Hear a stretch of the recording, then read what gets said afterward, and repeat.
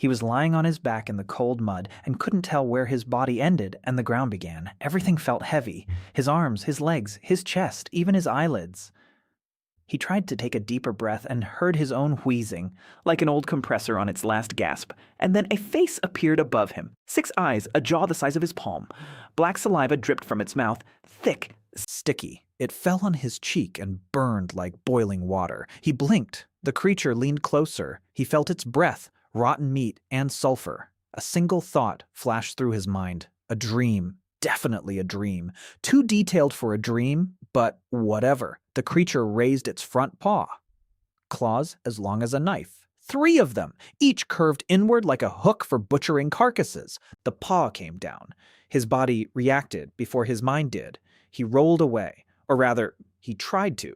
His body was so heavy that it simply tipped to one side, like a barrel, but that was enough. The claws tore into the dirt where his head had been just a second ago, and as he rolled, his elbow slammed into the creature's knee. The crunch was so loud it rang in his ears. The joint collapsed inward. The creature fell onto its side. It twitched, then it went still. He lay next to it, breathing heavily. Then he slowly sat up. It took about 15 seconds. He looked at his hands, huge, red, covered in calluses and bruises, familiar and unfamiliar at the same time. The same hands that had hauled containers at the port of Busan 18 years ago, but bigger, heavier, 1.5 times thicker. He clenched his fist. Muscles the size of an ordinary person's fist rippled beneath his skin. He looked around. The camp was ablaze. Tents made of coarse fabric burned like torches. People in armor were running between them. Someone was shouting orders. Someone was screaming in pain. A man with a missing leg was carried past on a shield. Blood flowed in a stream, leaving a black trail on the ground. To the right, a wooden shed collapsed, and from a hand clad in chainmail jutted out from beneath the rubble. The hand didn't move. A boy ran past. Skinny, about 14 years old, wearing an oversized leather breastplate. He saw a huge man sitting in the mud and yelled, "Uncle Loader, to the left!" Jae Hoon turned around. From behind an overturned cart on the left, 4 creatures were rolling out, smaller than the first one, about the size of a large dog, but each one had enough teeth for 3 dogs. They moved quickly and in unison, flanking him from both sides. A log lay on the ground nearby. A thick beam from a collapsed shed, about 3 meters long, 30 centimeters in diameter. Heavy, wet with mud. He looked at the log, looked at the creatures. And something old and familiar clicked in his head.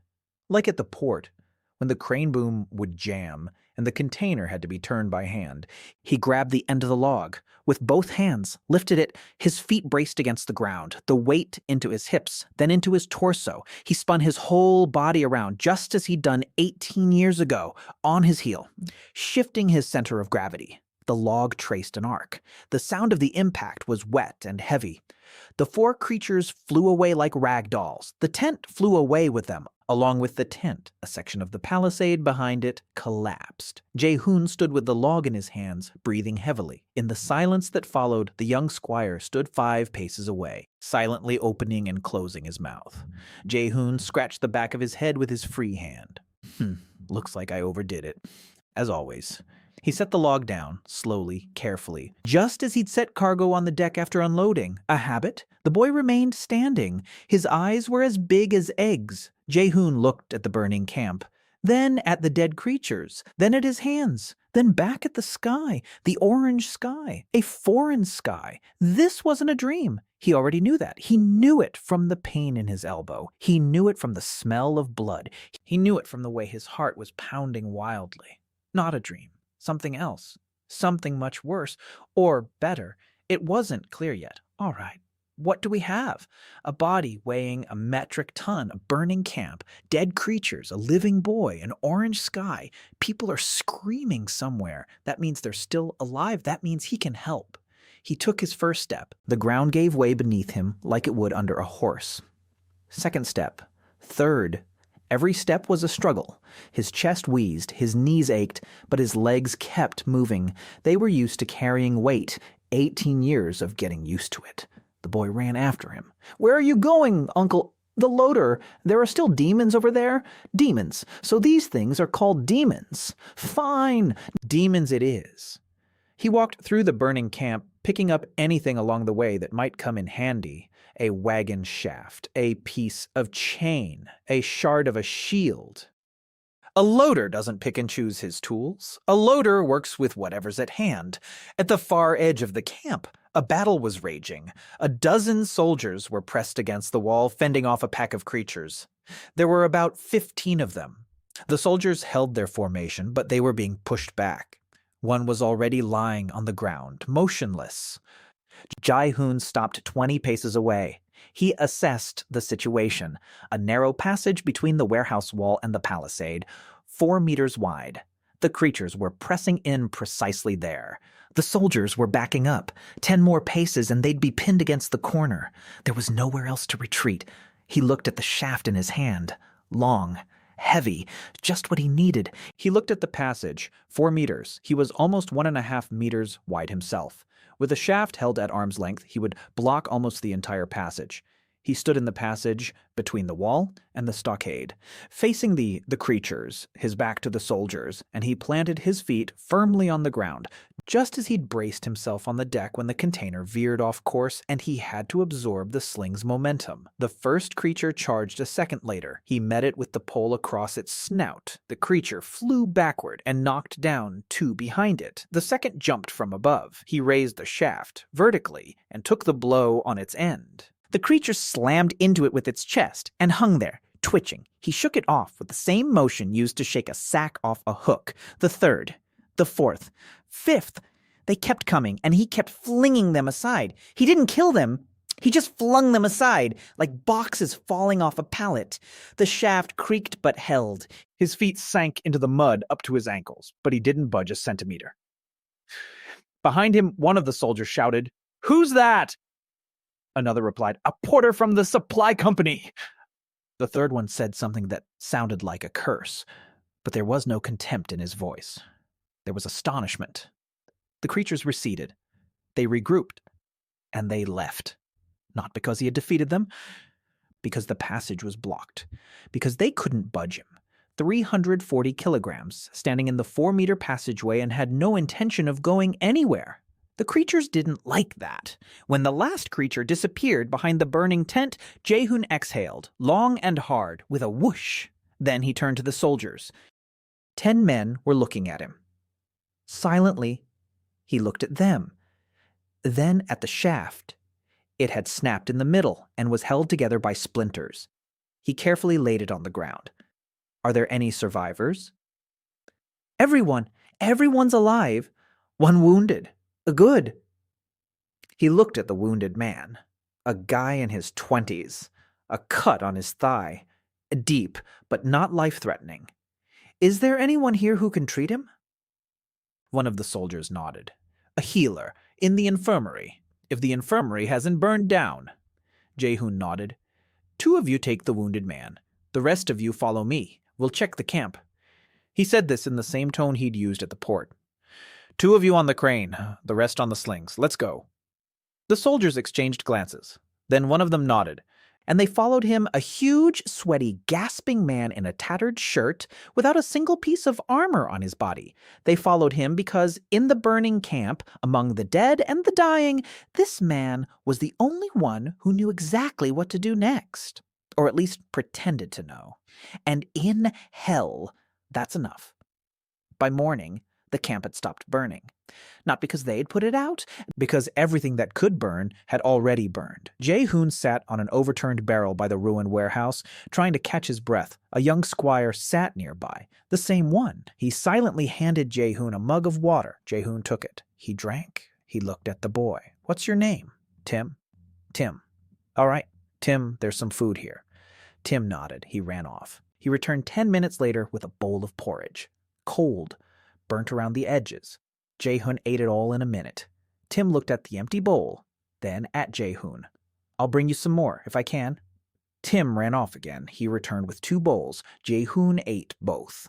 Tim silently went to get a third. While Jae Hoon was eating, he looked at the camp, at what was left of it. Half the tents had burned down. The palisade was destroyed in 3 places. The grain warehouse had survived, but the roof had caved in. The watchtower was leaning and hanging on by a thread. People were walking around the camp, slowly, as if in a dream. They were gathering the bodies, their own to one side, the monsters to the other. There were more monsters, far more. He counted 47 dead demons. He didn't bother counting his own dead. You could tell by the survivors' faces that there were many. Tim returned with a 4th bowl. He sat down next to him. He was silent. "Then," he said quietly, "you're a really strong loader, man." Jae Hoon looked at him, then at his own hands. Calluses upon calluses, dirt and someone else's blood under his fingernails. "I'm not strong, Tim. I'm heavy. Those are 2 different things." Tim didn't understand, but he nodded. Because when a huge man who had just stopped a pack of demons with his bare hands says something to you, you nod. Jae Hoon finished his porridge. He set down his bowl, and for the first time in half a year in this world, he heard a word addressed to him that was neither an insult nor a command. Tim stood up and collected the bowls. "I'll go help out in the infirmary. If you need anything, sir, just call." "Sir." Jae Hoon sat on a barrel and watched the boy run away. "Sir." No one had ever called him that before. Not at the port, not at home, not here. For the past 6 months in this camp they'd called him Fatso. Pig. "Hey you." "Sack." "Fatso." He was used to it. He'd gotten used to it at the port too. They didn't stand on ceremony there either, but the boy had said "sir," and he'd said it like that, as if it were obvious, as if it couldn't be any other way. Jae Hoon rubbed his face with his hands. His hands smelled of smoke and blood. "All right, enough sitting around. There's work to be done." He stood up from the barrel. The barrel cracked beneath him. He looked at it. He sighed. Every time. He walked over to the destroyed palisade. He counted as he went, 3 gaps. The largest was about 5 meters wide. Logs were scattered about. Some were broken, some were intact. The intact ones would be enough to close 2 of the 3 gaps. He'd have to figure something out for the 3rd one. He began gathering logs, alone, in silence. He picked them up and carried them. He placed them and drove them into the ground with his foot. Half an hour later, one of the soldiers approached him, one of the 10 to help. Jae Hoon nodded. "Hold this, not like that. Like this, at an angle, so that if someone pushes from the outside, it'll brace against the one next to it instead of falling over." The soldier did as he was told. A 2nd soldier approached, then a 3rd. By noon, the 1st gap was closed. Crooked, rough, but closed. Jae Hoon looked at the work. It'll do. It'll do for one night. He didn't know that the next night would be quiet, or the one after that either. The attack had run its course. The demons had retreated back to the rift. But he didn't know that, so he worked as if they'd be back in an hour, because back at the port, he'd learned one simple rule. Prepare for the worst. Work as if a storm is already on the horizon. And if the storm doesn't come, then you're lucky. And if it does come, then you're ready. By evening on the 2nd day, all 3 breaches had been sealed. Jae Hoon sat by the campfire. Tim sat next to him. Tim had brought him dinner, 3 servings, without even asking. Jae Hoon ate and thought. He thought about how this body ate like half a company, that an army ration wasn't enough for him, and that in a week he'd go hungry if he doesn't figure out what. That the demons would return, that a wall of crooked logs wouldn't stop them, that the boy Tim looked at him like a father. But he wasn't a father. He was a longshoreman from Busan with a hormonal imbalance and a shattered life. Tim said that tomorrow the captain of the guard from the capital would arrive to inspect the camp after the attack. They say he's stern. Jae Hoon nodded. All captains are stern, but then you show them the cargo receipt and they just turn out to be tired. Tim didn't understand, but he smiled, because the big burly loader spoke calmly. And calmness is contagious, especially when there's ash all around. The captain arrived in the 3rd day, on horseback, escorted by 4 horsemen in polished armor. The horses were nervous. They could sense the scent of demons that still hung over the camp. The captain's name was Bren Hargrave, broad-shouldered, short-cropped hair. a scar running from his temple to his chin. His eyes were like two gray stones. He dismounted at the gate. He looked at the palisade, then at the gate, then back at the palisade, who had been repairing the wall. The soldier at the gate stood at attention, a laborer from the supply company. "Captain." Hargrave's expression remained unchanged. He looked at the patches made of crooked logs. He stepped closer. He touched them with his hand. He tugged at them, firmly, roughly, but firmly. He turned to the soldier. "The porter!" "Yes, sir." "The very one everyone's been talking about." The soldier hesitated. He didn't know exactly what they were saying, but he nodded. Hargrave walked into the camp. He walked slowly. He surveyed everything. He counted the bodies. He assessed the destruction. He counted the survivors. His expression didn't change. He had the look of a man who'd seen this before, not for the first time, nor even the 10th. Jae Hoon, meanwhile, was in the warehouse. He was clearing away the collapsed roof. Alone, log by log, plank by plank. Under the rubble were sacks of grain. If the rain reached them, everything would rot in 3 days. And the grain was the lifeblood of the camp. He worked silently and methodically, like clockwork: lift, carry, set down, lift, carry, set down. Sweat was pouring down in streams. His shirt was soaked through. His chest wheezed every 10 minutes. He'd stop, breathe, and carried on. Tim was the first to find him. He came running, out of breath. "Mr. Im, Captain Hargrave is here. He wants to see you." Jae Hoon sat down the log he was holding, carefully, leaned it against the wall. He looked at his hands, dirty, full of splinters, covered in scrapes. "All right, where is he?" Tim led him through the camp. The soldiers turned to look. 3 days after the attack, they'd gotten used to him, to this mountain of a man who walked through the camp and repaired everything that was broken. But getting used to something doesn't mean you stop being amazed by it. Every time he lifted something that 4 men couldn't lift, someone nearby would curse under their breath. Hargrave stood by the guard tower, that very one. The one that had tilted during the attack and was now held up by a single support beam. A man lay beneath the beam, Lieutenant Waltz. It had been 3 days. They couldn't pull him out. The beam weighed a metric ton. The slightest movement and it would crush his chest. 6 soldiers were trying to lift it with crowbars. It wasn't working. Every attempt only drove the beam deeper. Waltz was conscious, pale, gray even. He drank water through a rag held to his mouth. He endured it, silently, but everyone knew that in another day he would die. Hargrave stood there watching. Then he said, "Bring the saw. We'll saw through the beam." Slowly. One of the soldiers shook his head. The vibration from the saw, it would shift the weight onto him. Hargrave frowned. He knew that. But there were no other options.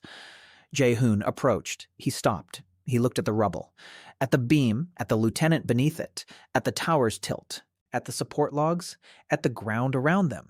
He walked around the rubble in a circle, slowly, silently. 20 seconds, 30. Hargrave watched him. He didn't interrupt. One glance was enough for him to understand. This man isn't just staring, he's assessing the situation. Jae Hoon finished his inspection. He looked at Hargrave. "Put the saw away. I need 2 barrels, a rope, that piece of rafter, and 1 man with a hammer." Hargrave didn't move. 2 seconds. 3. Then he nodded. The soldiers rushed to carry out his orders. Jae Hoon worked quickly. He placed the barrels on either side of the beam. He filled the space with dirt. He packed it down. He tied the rope around the far end of the beam. He threaded it through the rafter fragment, which he had stuck into the ground at an angle. It formed a second-class lever, a fulcrum, a lever arm, a counterweight. He looked at the man with the hammer. "When I say hit, drive the wedge right here, and nowhere else. 1 blow, a strong one." The soldier nodded. Jae Hoon grabbed the rope. He pulled. Slowly, the barrels took the load. The beam wobbled. It creaked. Lieutenant Waltz squeezed his eyes shut. More. Just a little more. The rope tightened like a string. The beam lifted. Just a palm's width. Hit it. Now. The hammer struck. The wedge drove between the beam and the ground.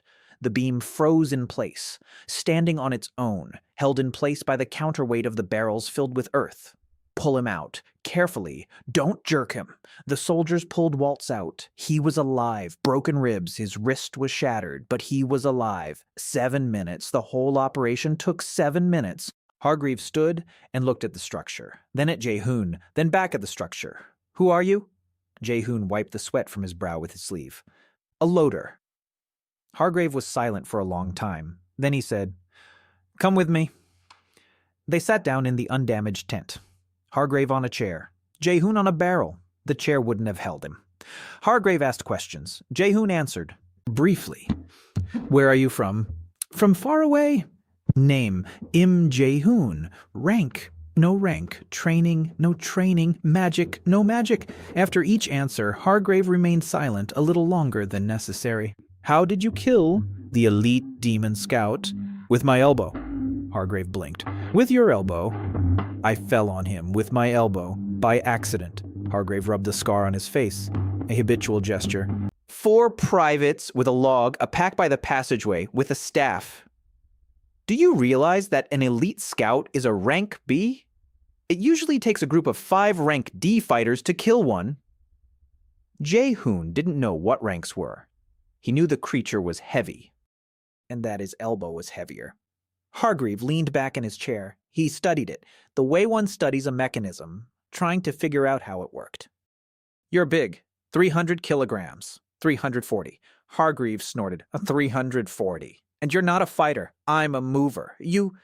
It needed to be fixed. You organized the people during the attack. Someone had to." Hargrave leaned forward. "I've been fighting for 22 years. I've seen A-rank paladins. I've seen mages who burn demons by the dozen. I've seen berserkers who rip out throats with their bare hands. I've never seen a man who blocks a passageway with his own body and just stands there, while everyone behind him is still alive." Jae Hoon looked at him.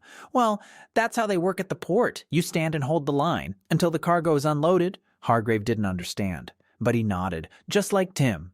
Because when a man weighing 3.5 centners tells you something with absolute calm, you nod.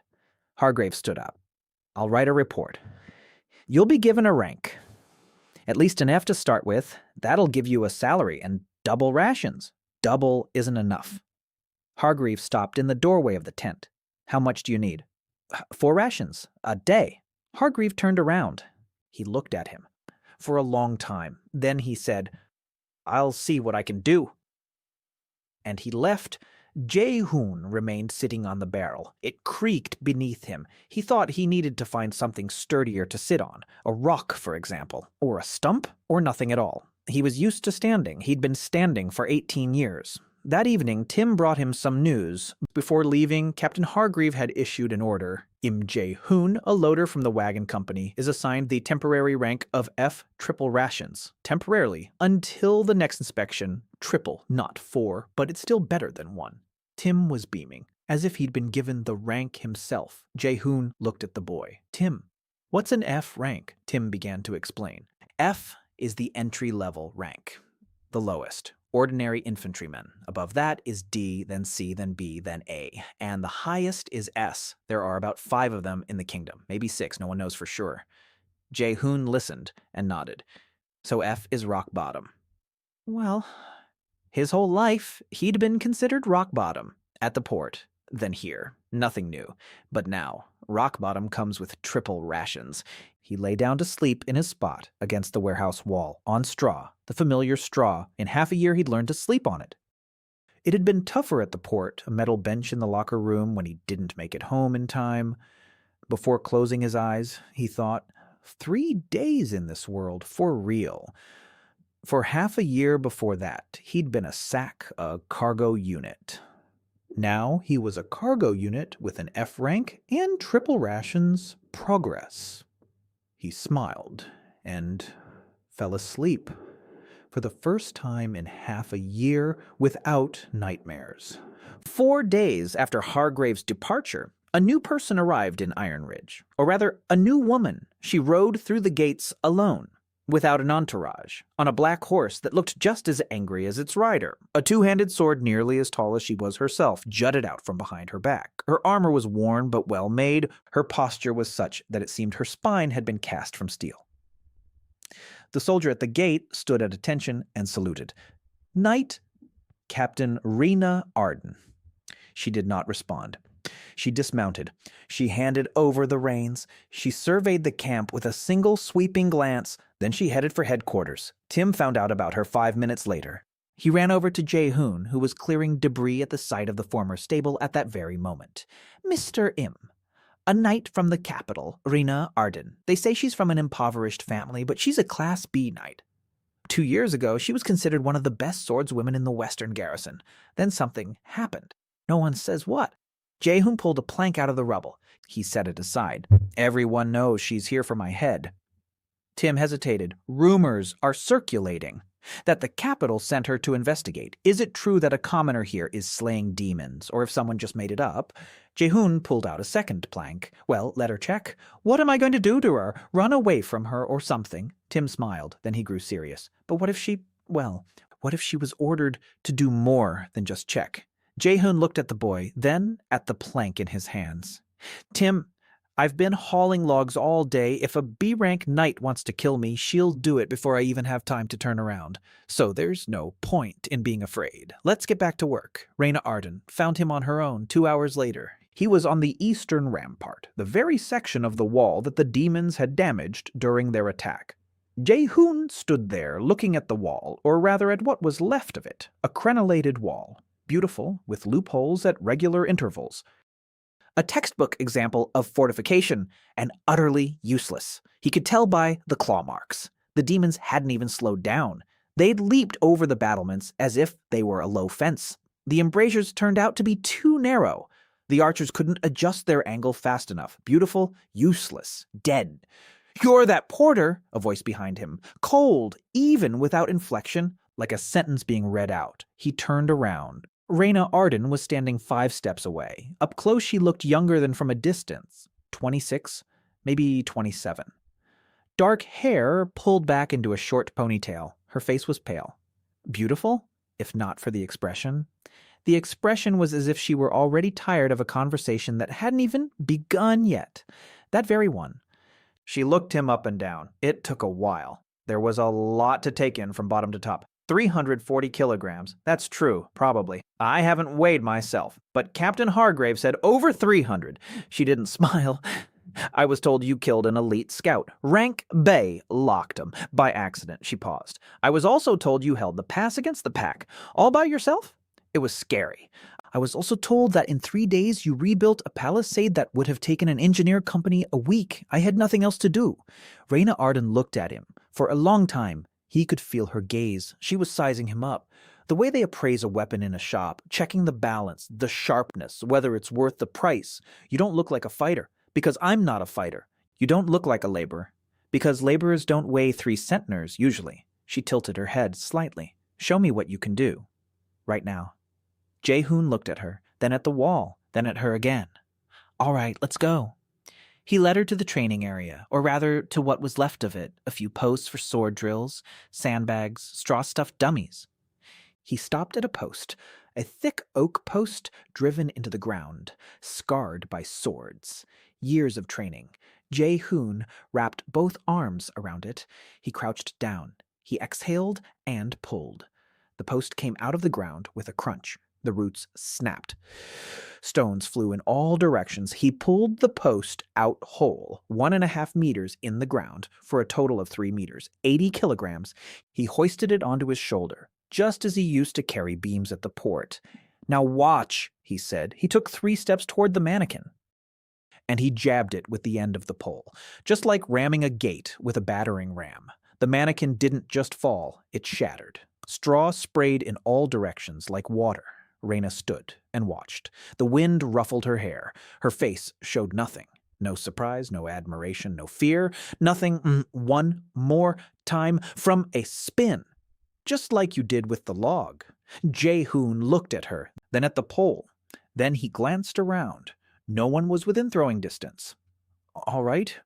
He spun around with his whole body. The pole traced a semicircle, the sound of air being sliced. The 3 remaining dummies and the 2 training poles ceased to exist, all at once. Rena didn't even blink. She was standing far enough away to be safe, and close enough to feel the wind from the impact. Set up the pole B. He placed it. He thrust it into the ground in a single motion. He stepped back, knee-deep. Rena looked at the pole.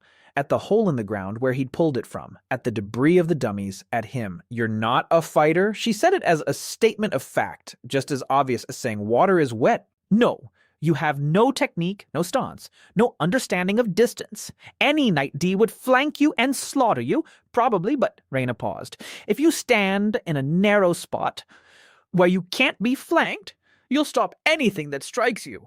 "Yes," she paused. "You know that. I've known it since my first shift at the port. A narrow passage, a heavy load, stand your ground." For the first time in the entire conversation, Raina Arden's expression shifted slightly. Something twitched at the corner of her mouth. Not a smile. The hint of a smile. "I'll stay in Iron Ridge for a while. I'll keep an eye on things." "All right." "And the night captain." She stopped. "Thanks for not throwing that pole at me." Raina Arden turned and walked away. Yet Tim peeked out from behind the corner of the warehouse where he'd been hiding the whole time. "She's scary. She's tired." That's not the same thing, Tim thought. He nodded. The next few days were spent working. Jae Hoon worked on the eastern rampart. He was tearing down the useless crenellated wall, stone by stone. At first, the soldiers were horrified. "He's tearing down the fortifications," they said. Then they saw what he was building in their place, a double row of slanted, dug into the ground at an angle. The outer side was smooth, slippery, coated with resin he'd found in the warehouse. There was a two-step gap between the rows, filled with sacks of stones suspended by ropes. If a demon leaps over the first row, it will land on the sacks. The sacks will sway, it will lose its balance, and it will fall onto the stakes driven between the sacks. If it leaps over the stakes, there's a second row of logs, and behind that, archers who no longer need to aim at the embrasure, shoot from top to bottom at the fallen one. Raina watched the construction every day. She stood and watched, silently. On the third day, she approached. "You have a blind spot here, over there, between the second row and the archery position, if a large demon breaks through both rows." She was right, he saw that, but he hadn't had time to come up with a solution. "What do you suggest?" She looked at him. For the first time, not as a machine, but as a fellow human. "Trenches, shallow ones, no deeper than the knee, but filled with gravel. A large demon will step in and get stuck for a second. A second will be enough for the snipers." Jae Hoon nodded. "All right, show me exactly where." Raina pointed it out, and for the first time during this visit, she took off her gloves. She grabbed a shovel. He didn't comment, he just picked up a second shovel, and they worked side by side until dark, in silence. The shovel in his hands looked like a dessert spoon, but he dug precisely, carefully, just like he used to dig trenches for cables at the port. That evening by the campfire, Tim asked, "She's not really evil, is she?" Jae Hoon chewed on some bread. "Hard as a rock stone. Army rations." "She's neither mean nor kind. She's a soldier who's hurting inside. People like that exist. There were some at the port, too. Guys after accidents. They walk, they work, they stay silent, and at night, they don't sleep." Tim fell silent. "You don't sleep either. Sometimes, but that's because I'm hungry, not because I'm in pain." Tim smiled. "Bring some more porridge, if you can find any." Tim ran off. 10 minutes later, he returned with 2 bowls, and with a girl. She was short with a round face, her fingers stained from ointments. She was carrying a bundle of bandages. "This is Sophie, from the infirmary. She says you need to have your hands checked." Jae Hoon looked at his hands. His calluses were cracked, and blood was oozing from the cracks. He hadn't noticed. He was used to it. His hands were always like that at the port. Sophie Lane sat down next to him. Silently, she took his hand. His palm was as big as her head. She began treating the calluses with some kind of ointment. It smelled of herbs and something bitter. She worked quietly, intently. Her fingers glowed faintly, magic, weak, barely noticeable, but warm. He felt the pain recede, slowly, little by little. Not in a sudden jolt, not in a flash, but like water seeping into dry earth, quietly and steadily. "You need to take care of your hands. They're the only ones I have." "I know. That's why I'm telling you." She continued working, wrapping the bandages, carefully, each finger separately. He watched her do it, without rushing, without missing a single crack, carefully. She worked on his hands the way he worked with his cargo, with respect for the material. 15 minutes later, she finished. She stood up. She looked at him, then at his hands, then at him again. And suddenly her lips trembled. Soldiers don't get calluses like that. He didn't answer. Calluses like that are found on people who work every day. For many years, without a break. That's it. She paused. She swallowed hard. These aren't a soldier's hands. These are a worker's hands. Yes. She blinked. Quickly, frequently. She turned away and left. Quickly. Tim watched her go. She's crying, yes. Why? Because she's kind, Tim thought. He nodded. He finished his porridge.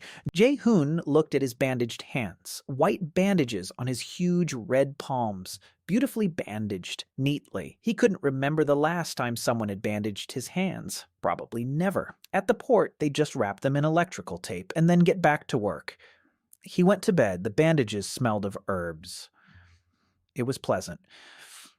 In the second week, Jae Hoon began training the soldiers, not because he wanted to, because he had to. 3 privates from the night watch came to him in the morning. They fidgeted, they exchanged glances. Then the oldest of them mustered his courage. Mr. Im, we saw how you held the passage. We can't do that, but we want to learn. At least something. Jae Hoon was sitting on a rock by the eastern rampart, chewing on a piece of hardtack. He looked at them. 3 guys, around 20 years old, ordinary infantrymen, rank F, skinny, tired, frightened. You could tell the last attack had broken them. Not physically. Inside. They stood before him, and in their eyes was what he'd seen in the new recruits at the port. Fear of not being able to handle it. Fear of being useless. The fear of being kicked out because you're not up to par. He finished chewing his hardtack. He stood up. What are your names? The oldest, Court. The middle one, Dal. The youngest, Nis. Good. Court, Dal, Nis. Show me how you hold formation. They showed him. They lined up, shields forward, spears over the tops of their shields, just as they'd been taught. By the book, neat, uniform, lifeless. Jae Hoon walked around them. He looked at them from all sides. Then he stood in front of Court, and he pushed his shield with the palm of his hand. Not hard, about as hard as I'd push a box on a pallet to check its stability. Court was sent flying 2 steps back. He almost fell. He turned pale. Jae Hoon looked at him. Don't take it personally. It's not because you're weak. It's because you're standing alone. And one person isn't a wall. A one person is like a stick stuck in the ground. Push it and it'll fall. He turned to Dal. Stand next to Court, shoulder to shoulder, closer, even closer. That's it. Now, Nias, behind them, between them, the spear over their heads. No, not like that. Lower, plant it in the ground behind your heel. That's it. Now, if I push Court, he'll lean against Dal, and Dal will lean against Nis, and Nis will brace the spear against the ground. 3 people make a wall. You see? He pushed again, with the same force. Court swayed. He braced against Dal. Dal braced against Nis. Nis braced his spear against the ground. No one fell. Court opened his eyes. He'd closed them before the impact. He looked at Dal. Dal looked at Nis. Nis smiled. It works. It works because you're not alone. Remember that. Forever. Never stand alone. There must always be a partner nearby. One holds. The second belays. The third strikes, like at a loading dock, the crane operator, the rigger, the signalman. They didn't understand the words, but they grasped the essence. He put them through their paces for 3 hours, until lunchtime, made them switch places, taught them to move as a trio, not marching in step like at a parade, but as one, like a machine. 1 step to the left, everyone steps to the left. 1 step back, everyone steps back without thinking, just feeling. Court fell 14 times. Dal fell 9 times. Nis didn't fall once. Nis had a knack for it. He sensed his partner's movements before they even moved. Jae Hoon noticed this. By lunchtime, the 3 infantrymen were filthy, drenched in sweat, battered, and happy, because for the first time in months they felt that they weren't just meat for the demons, that there was a way to stand and not fall. Raina watched from the roof of the warehouse. She'd climbed up there that morning and sat there for 3 hours, without moving. She watched as a huge man taught 3 boys to work together. She saw how he moved, without technique, without training, without an understanding of martial arts, but with an understanding of something else, something she couldn't name but could feel. He wasn't teaching them to fight. He was teaching them to trust each other. He was teaching them to be one. Rena knew that feeling. A year ago, she'd had a squad like that, 7 men, the best fighters in the Western garrison. They were one. Then she led them into battle. According to the code, no retreat. Hold the line to the very end. They held their ground. All 7 of them. To the very end. She was the only one who returned, because the last one ordered her to leave, and she obeyed. And ever since, every night she sees his face and hears his voice. Go! Go, Captain. We've got this. They held their ground. And she left. She climbed down from the roof. She approached Jae Hoon. He was sitting on the ground, drinking water. The 3 of them had gone to lunch. You're teaching them to retreat. He looked at her. I'm teaching them to survive. It's the same thing. No, it's not the same. She sat down next to him.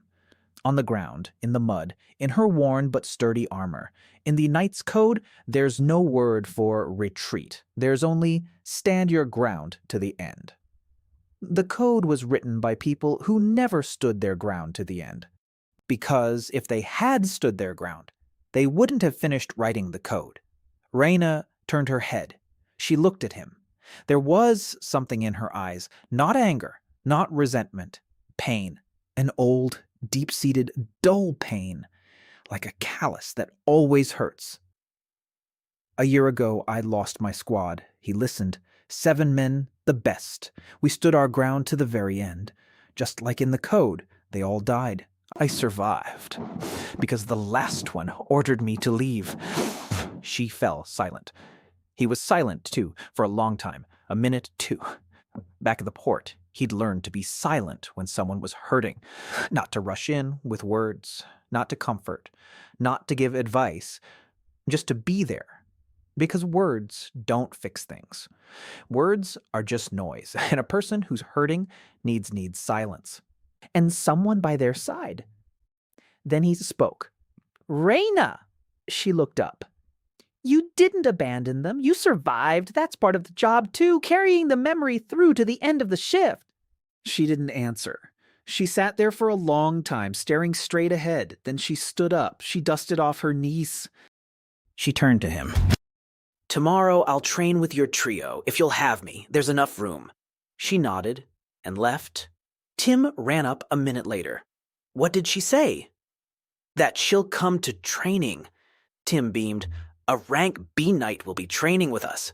She's not with us. She's on her own. But she's nearby. That's good. Over the next few days, Rena trained with the trio. She stood to the side. She watched.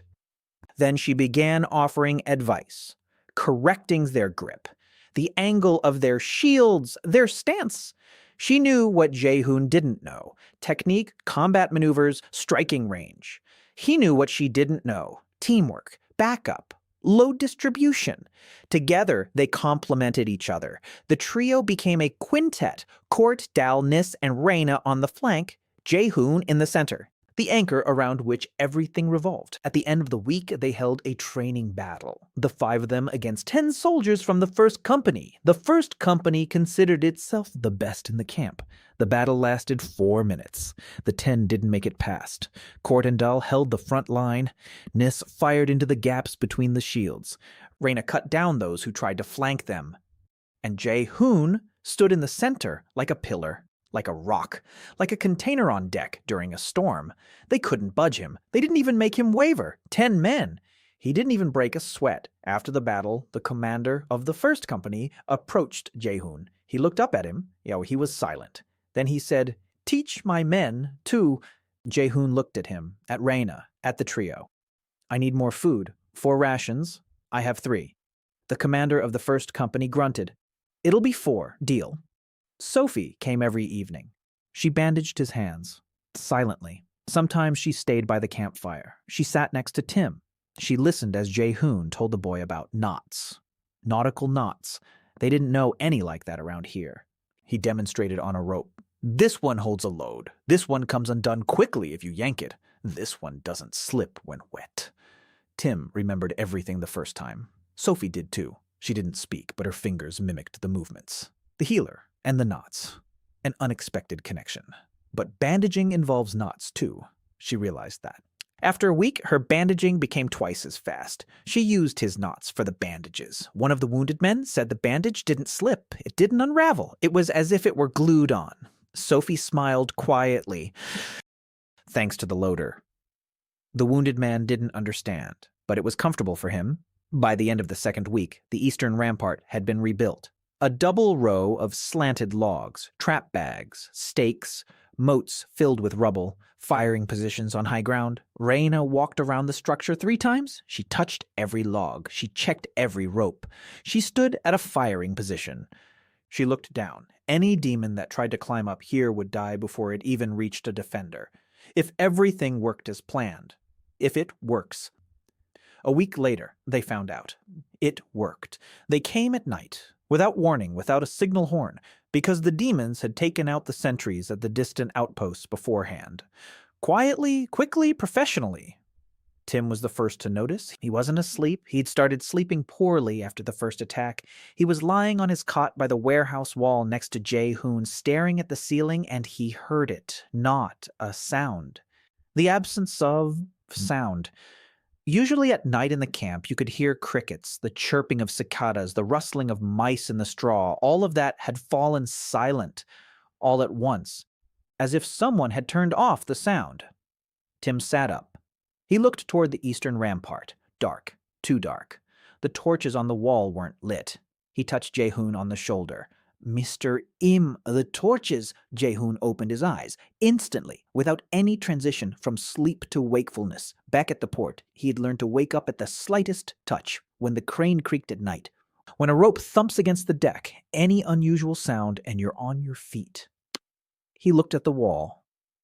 The torches weren't lit. Silence. Absolute silence. He stood up, quietly as he could. 340 kilograms can't stand up quietly. The ground shook, straw crunched, but in this silence, even that was enough. Tim. Wake up Ray. Then Corda and the trio. Be quiet. Don't shout. Tim vanished into the darkness, silent. The skinny boy knew how to be invisible. Jae Hoon pulled on his boots, the only footwear that could support his weight, custom-made after the first week, with 3 layers of soles. He stepped out of the warehouse. It was a moonless night. The sky was overcast. No stars, no moon, only a faint orange glow from the rift on the horizon, an eternal glow, an eternal threat. He was heading toward the eastern rampart, slowly, controlling every step, listening. The air smelled different, a sour smell, copper and vinegar. That very same smell, just like on the first day, demons close by. He approached the rampart, climbed up to the firing position, looked down, and saw them. They were already at the first row of logs. Dozens, hundreds, dark shadows creeping up the slope, silently. Not like last time, not in a swarm, not in a crowd, in formation, and even rows. Those in front were carrying something, long, flat planks. They were dragging planks to cover the stakes between the rows. They had learned. They had adapted. Jae Hoon felt a chill in his stomach. Not from fear, from realization. These weren't animals. This was an army. An army that had spotted the new defense, studied it, and devised a response. In 2 weeks, he turned around. Raina was standing behind him, already in her armor. Sword on her back, her hair loose. No time. How many? A lot. In formation. With planks. She looked down. Her face hadn't changed, but he saw how her fingers had turned white on the sword hilt. They're blocking the stakes. Yes, the bags won't work. If they place planks between the rows, the bags won't sway. They'll just walk right through. He watched the approaching shadows. He thought quickly, just as he'd thought when the container on deck had come loose from its mountings and slid across the deck. 30 seconds until impact. What do we have? The planks will block the stakes. The bags won't work. They'll get past the first row. The second one too, if they manage to lay the planks in time. Behind the second row are the archers, but there aren't enough of them.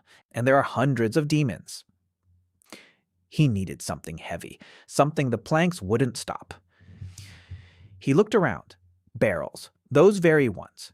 the ones he'd used to secure the beam above Lieutenant Valtz. 4 barrels stood against the warehouse wall, filled with dirt, each weighing about 200 kilograms. He looked at the barrels, he looked at the slope, he looked at the demons. And he realized, Reyna, I need ropes, lots of ropes, and people to clear the snipers from the line. She didn't ask why. She'd already learned not to ask. She nodded and vanished into the darkness. Jae Hoon went down to the barrels. He picked up the first one, lifted it, groaned. 200 kilograms. No problem. It used to be heavier at the port. He carried it to the rampart, set it on the crest, between 2 posts, the second one, next to it, the third, the fourth. Reyna returned with ropes and 5 soldiers. Among them were Court, Dahl, and Nis. Listen up. He spoke quietly, quickly, like a briefing before a shift. The demons are marching in formation, with planks. Stakes won't work, bags won't work. When they reach the first row, I'll push the barrels down the slope. The barrels are heavy, 200 kilos each. They'll roll down and gather the planks and the demons beneath them.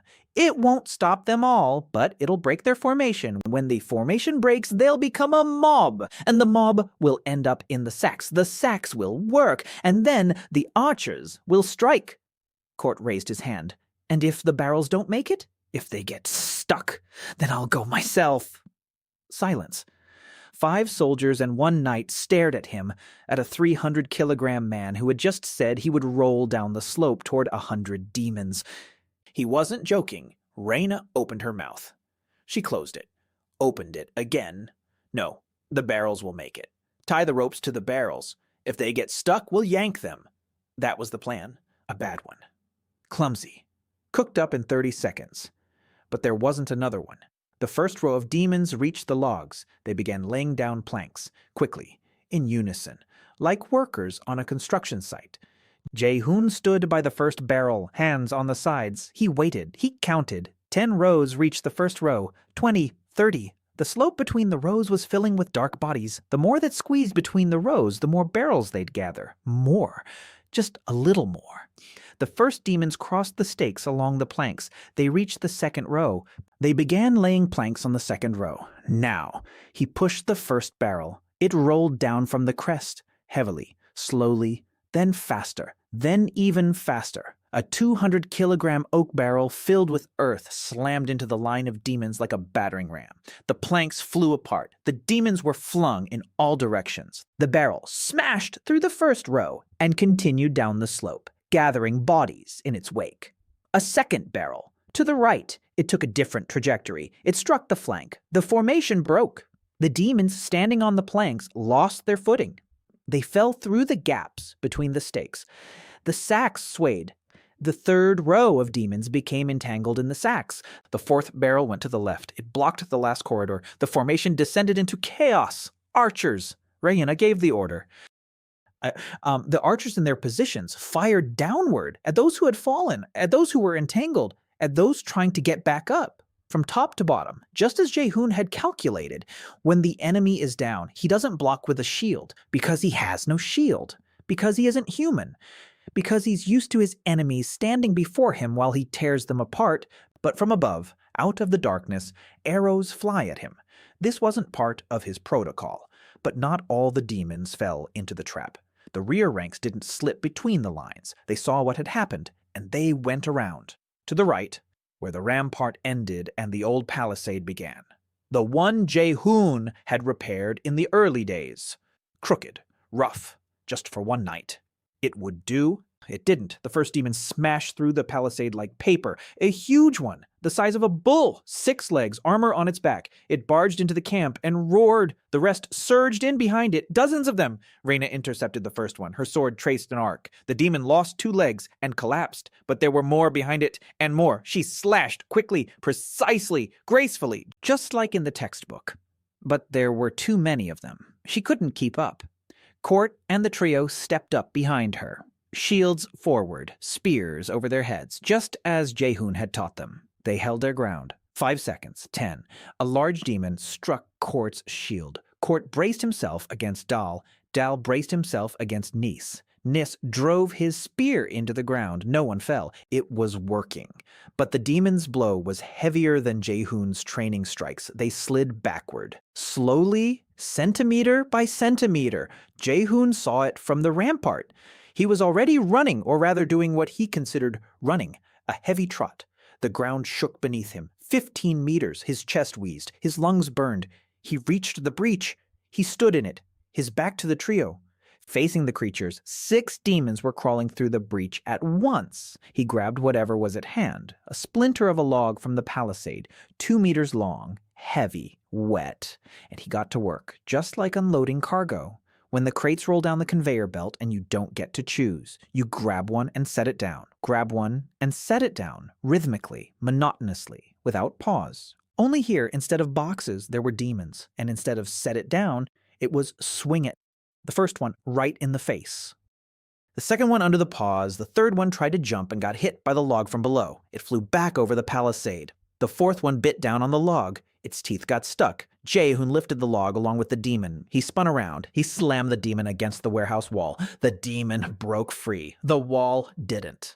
Behind him, Rayena was hacking away at those who'd broken through before he arrived. The trio was holding the flank. Sophie emerged from the darkness. No one had called for her. She came on her own, with a bag, with bandages, with ointments.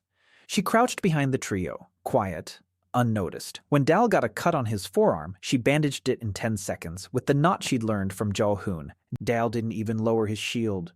The battle lasted an hour. Then the demons retreated. Not all of them. Those who remained lay among the stakes, in trap bags, beneath the camp walls, beneath Jae Hoon's log. Silence. A heavy, damp silence. Only the sound of labored breathing, only the clanging of iron, only someone moaning quietly by the wall. Jae Hoon stood in the breach, the log in his hands. His knees were shaking, his chest burned, blood was running from his nose. He didn't notice. He was counting. Casualties. 12 wounded, 2 seriously, killed 0, 0 killed, 200 demons on the slope, 30 in the camp, and 0 killed among the defenders. He lowered the log, turned around, looked at Rayena. She stood there, splattered with black blood, her sword in her lowered hand, her hair stuck to her face. She was breathing heavily, but she stood her ground. And there was something new in her eyes. Something he hadn't seen before. Not admiration, not surprise, understanding. She understood. How it worked, not just him, not just her. Together, the trio, arrows, traps, barrels, and one huge man in the breach. Together, like a team. Garrison casualties. 12 wounded.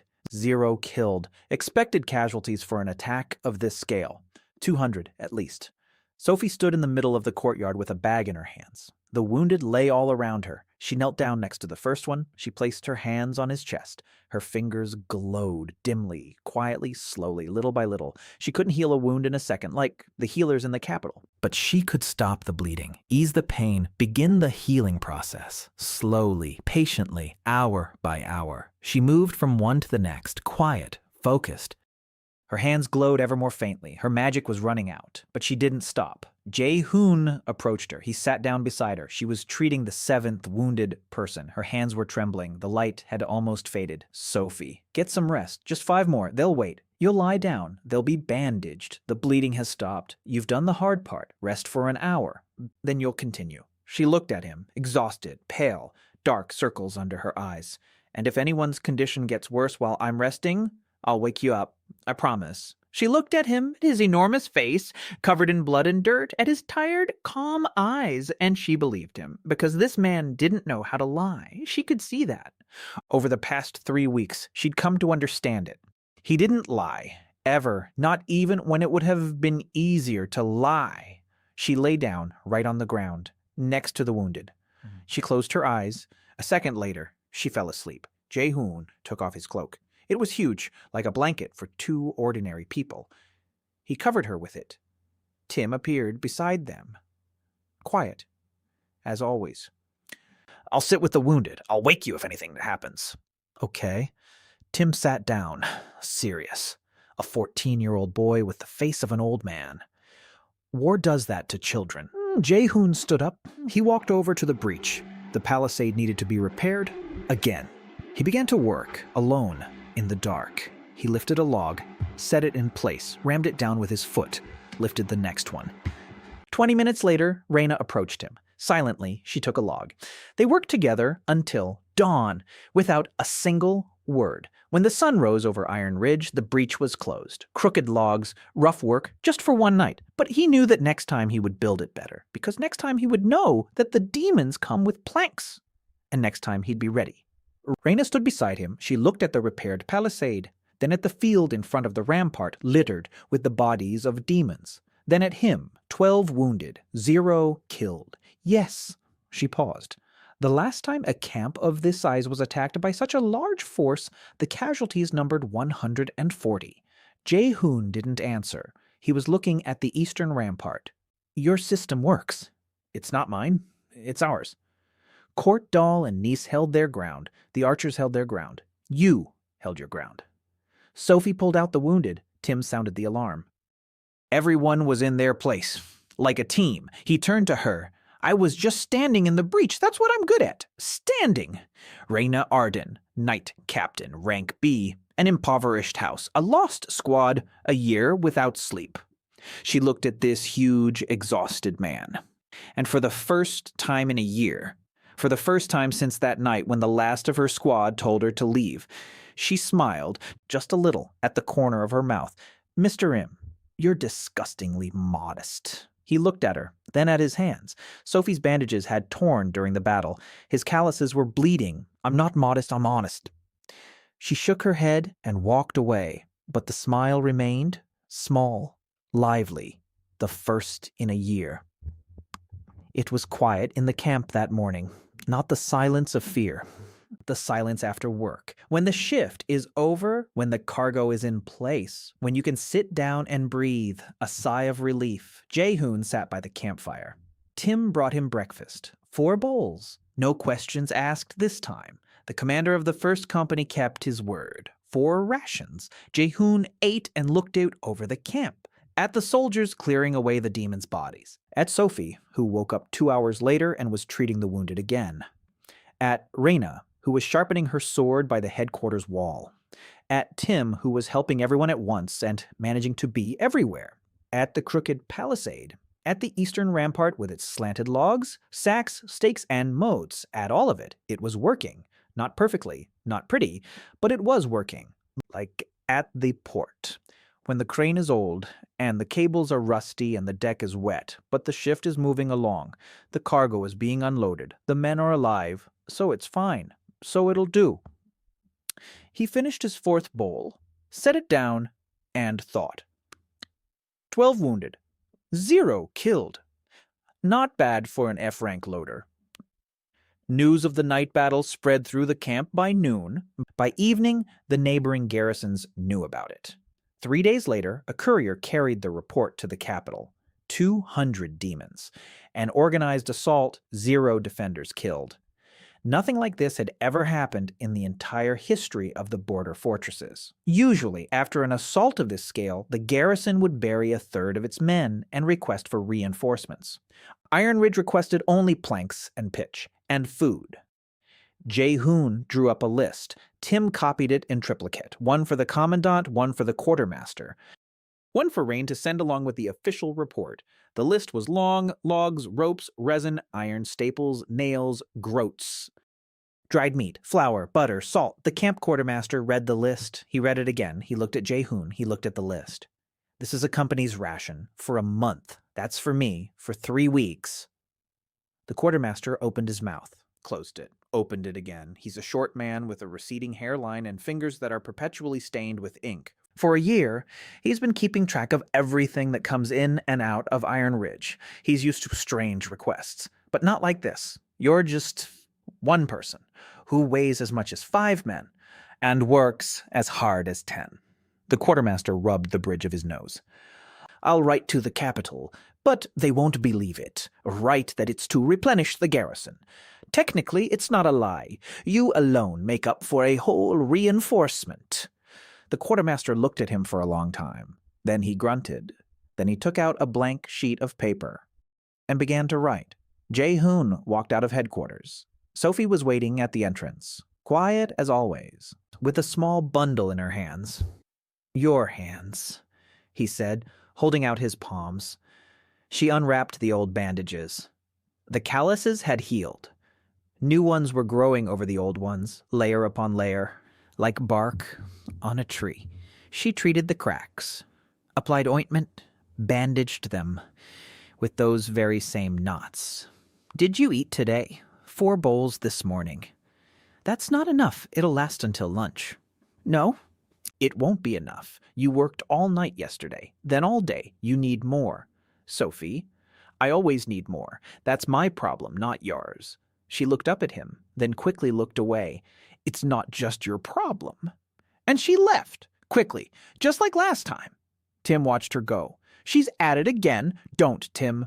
What? Don't think about her. She's kind. She's worried. That's normal. Tim shrugged. I'm not thinking anything, but she really is kind. Jae Hoon nodded. Let's get to work. The 3rd week at Iron Ridge was a week of construction. Jae Hoon worked from dawn till dusk. He was rebuilding the northern section of the wall, using the same system as the eastern one: slanted logs, sacks, stakes, ditches filled with rubble. But with adjustments. After the night's battle, he realized that the demons were adapting. That meant the traps had to change. New ones every time. He removed some of the stakes, replaced them with pits. Shallow ones, knee-deep. But the bottom was coated with resin. The demon advances. Its paw gets stuck. A second's delay. A second of life for the archer. Between the trap sacks, he stretched ropes at elbow height. The demon passes by a sack. It snags the rope. The sack swings. It hits the demon in the side. It doesn't kill it, but it throws it off course. It falls into a pit. Irene was working nearby. No, Irene hasn't arrived yet. Soldiers were working nearby, the ones he'd trained. The first trio. Courtdale and Nis, plus 2 more trios from the first company, plus 5 volunteers from the supply company, Jae Hoon's former colleagues from the unloading crew. They came on their own. They stood silently nearby. They picked up shovels. They started digging. One of them said, "We saw the fight! We saw how you stood your ground. We want to do that too." Jae Hoon looked at them. 5 supply troops, loaders, no rank, no weapons, no training, just like him 6 months ago. Do you understand that this isn't a porter's job? We understand that the porter stood in the breach while we lay under the carts. We're ashamed. Jae Hoon nodded. Shame is a poor reason, but it'll get the job started. Let's go. He began to teach them, not about battle, but about work. How to position a log so it doesn't fall. How to dig a hole so the walls don't crumble. How to pull a rope so it springs back instead of snapping. They already knew how to do this. They were porters. They knew how to work with their hands. It's just that no one had ever told them that those hands could save lives. Raina trained the trios separately, every morning. 2 hours. She added one more element to the shield-spear backup combination. A sword, the 4th person in the group, a swordsman on the flank who cuts down those who try to flank them, just as she had done in the night battle. The trio became a quartet. Jae Hoon watched. He nodded. Better, but a 5th is needed. In the rear. Who? A healer. Raina raised an eyebrow. In battle. Right there. Not in the infirmary behind the wall. Right there. Behind their backs, so that when someone gets hit, they don't go down. So they can be bandaged right away. On the spot. 10 seconds. And back in the fray, Raina thought. For a long time. That's against the code. Healers stay behind the line. Safe. Sophie won't be safe. Sophie had already been in battle. She came on her own, without orders, and bandaged Doll in 10 seconds because she knew the knot. Raina was silent. You want to break every rule I was taught? I don't break the rules. I do what works. Rules don't work if people are dead. Raina looked at him for a long time. Then she nodded. Talk to Sophie. He spoke with her. Sophie was sitting in the infirmary, sorting through herbs. Her hands were speckled with green. Her fingers were quick, precise. He sat down on the floor beside her. A stool wouldn't have held his weight. Sophie, I want you to be in the fight. She froze. Not in the infirmary, in the ranks. Behind the 4 of them. With your bag. If someone gets hit, 10 seconds, a bandage, and he's back. She didn't move. She stared at the herbs in her hands. I'm not a fighter. I'm not asking you to be a fighter. I'm asking you to be yourself. A healer, but closer. She looked up. There was fear in them. If I'm nearby, and if the demon breaks through past me, past Raina, past Court, past Dell, and past Nis. Then we're all already dead, and you'll have nowhere to run, so it makes no difference. She blinked, opened her mouth, closed it. He waited, didn't pressure her. He'd learned. When you give a rookie a task that scares them, don't push them. Give them time. They'll come around on their own. Or they won't, and then you'll find someone else. But this one would come. He could tell. Sophie Lane wasn't a coward. Sophie Lane was someone who'd spent her whole life being told she wasn't good enough, not fast enough, not strong enough, and she'd believed it. But in the night battle, she'd come on her own. Without an order, without being called, she came and did her job. So inside her was someone whom words couldn't break completely. All right. She said it quietly, almost in a whisper, but she said it. All right. I'll try. He stood up. The floor creaked. Tomorrow morning, training, you'll be behind Nis. With the bag, she nodded. He walked towards the door. Mr. Im. He stopped. Do you really believe I can do it? Sophie, we need you. Your hands are better than any of the girls from the capital. You're not faster. You're more careful. Get started. And he left. Tim was standing outside the door, waiting. She agreed. Tim nodded and smiled. On the evening of the 4th day of the 3rd week, a supply caravan arrived at the camp. Planks, ropes, resin, staples, nails, and food. The quartermaster personally met the caravan. He counted the sacks, barrels, bundles. His expression changed with every item. By the end, he looked as if he were about to cry. They had sent everything they'd asked for. And 1.5 times as much.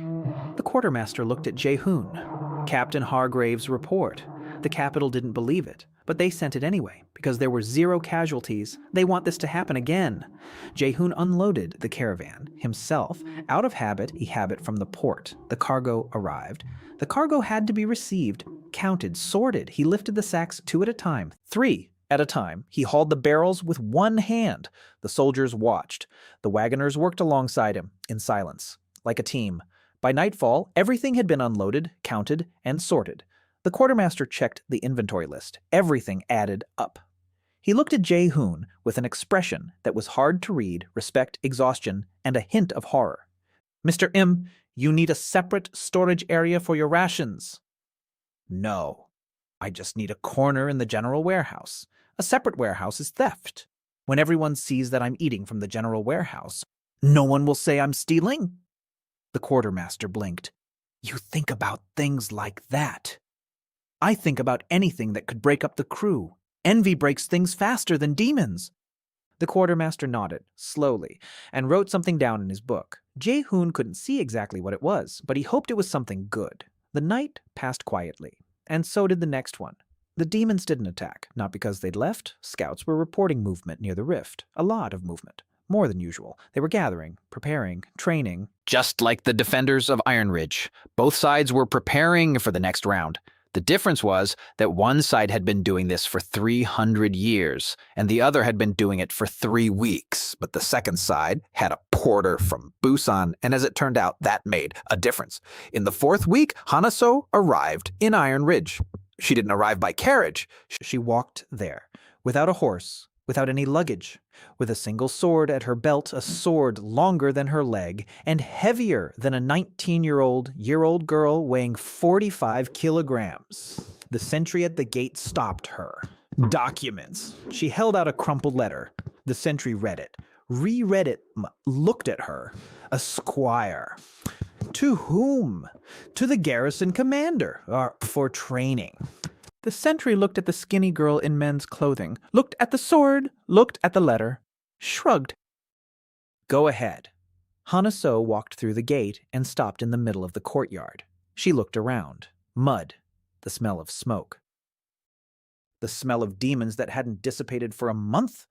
Soldiers, all men, all older than her, all staring. She lifted her chin, straightened her back, and walked toward headquarters. On the way, she saw him.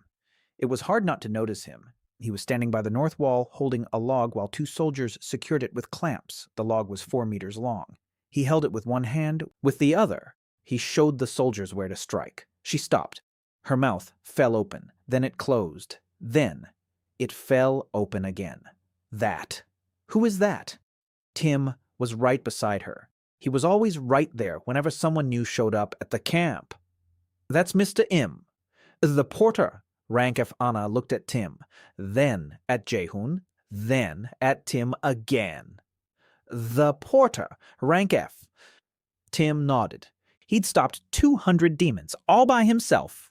Well, not exactly alone, but mostly. Hana looked at Jae Hoon. He was done with the log. He turned around. He saw a new face, a skinny girl in men's clothes holding a sword. He looked at her. She looked at him. Tim, who is that? Hana so. Squire, just arrived. Squire. Female squire, Tim corrected. Hana lifted her chin even higher. I'm a squire, not a female squire. There's no such word. There's squire, and I'm a squire. Jae Hoon looked at her for a second, too. Then he nodded. All right, squire. Who's she assigned to? No one, not yet. A letter from a relative. He made arrangements with the commandant. She's been placed in training, but there's no knight to mentor her. Everyone's busy, or unwilling. A girl. Why? Jae Hoon saw it in her eyes. Anger, not a child's petulance. The genuine anger of someone who'd been ignored her whole life. Who'd been sent away, who'd been told, go play. This is grown-up business. He knew that anger. At the port, new recruits would arrive with the same look. Small, skinny, inexperienced. The foreman would turn away. Why do I need this one? He'll break down on his first shift. And Jae Hoon would take them on. Always, because someone had to. Because they wouldn't break if you gave them the right kind of load. Not the kind that breaks them, but the kind that teaches them. Have you ever really fought? Hana clenched her jaw. No, but I've trained. Every day, since I was 12. Show me. She drew her sword. Assumed a stance, a training stance, by the book, sword in both hands, feet shoulder-width apart, back straight. Jae Hoon circled around her, slowly as if circling an obstacle, as if circling a wall, assessing. The stance is correct. Her grip was correct. Her balance. That's where the problem lay. She was small, lightweight. The sword was heavy. Her center of gravity was higher than it should be. One good shove and she'd be on the ground, like court before practice. A stick stuck in the ground. He stopped in front of her. Hit me! What? Hit me? With the sword? With all your strength? She looked at him. He stood relaxed, arms at his sides open. She took a swing. She struck quickly, precisely, to the torso. The sword struck him in the stomach and stopped as if she jabbed the sword into a wall. Her hand jerked. Her shoulder cracked. She took a step back. He didn't even waver. 340 kilograms. A belly like a barrel stuffed with earth.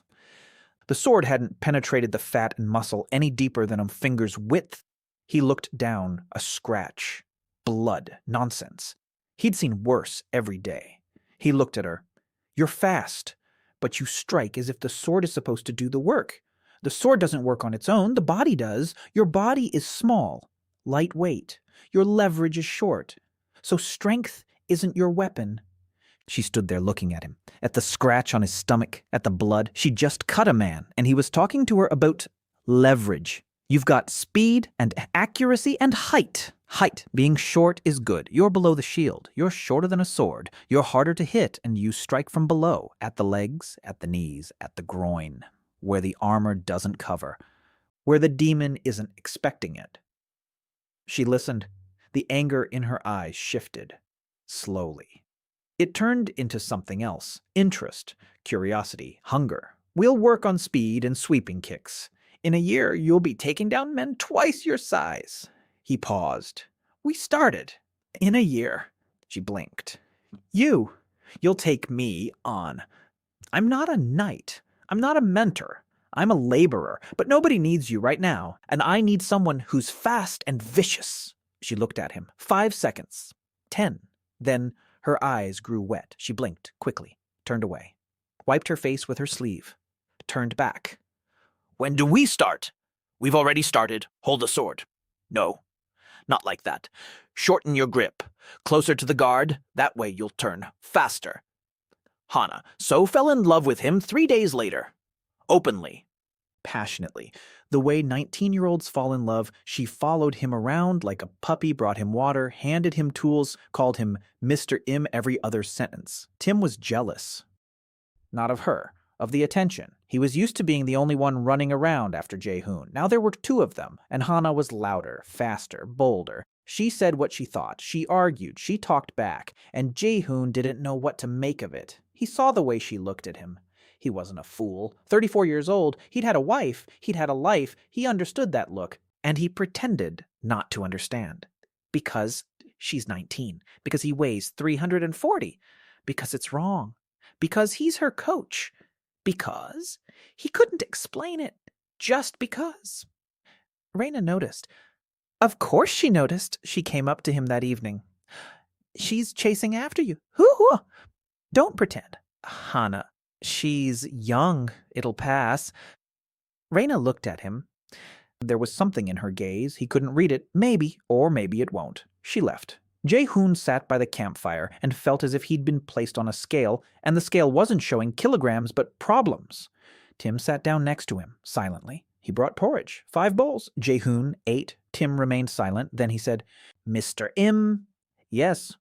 Hana says you're the strongest man in the world. She's wrong. I know you're the heaviest. Jae Hoon looked at the boy. Tim was smiling. For the first time in a long while, Jae Hoon did too. By the end of the 4th week, his team had grown. Korda's trio became a quartet with the swordsman, then a quintet with Sophie, 2 more quartets from the first company, 5 supply soldiers who dug trenches and set traps, Hana in individual training, Raina on tactics, Tim on communications.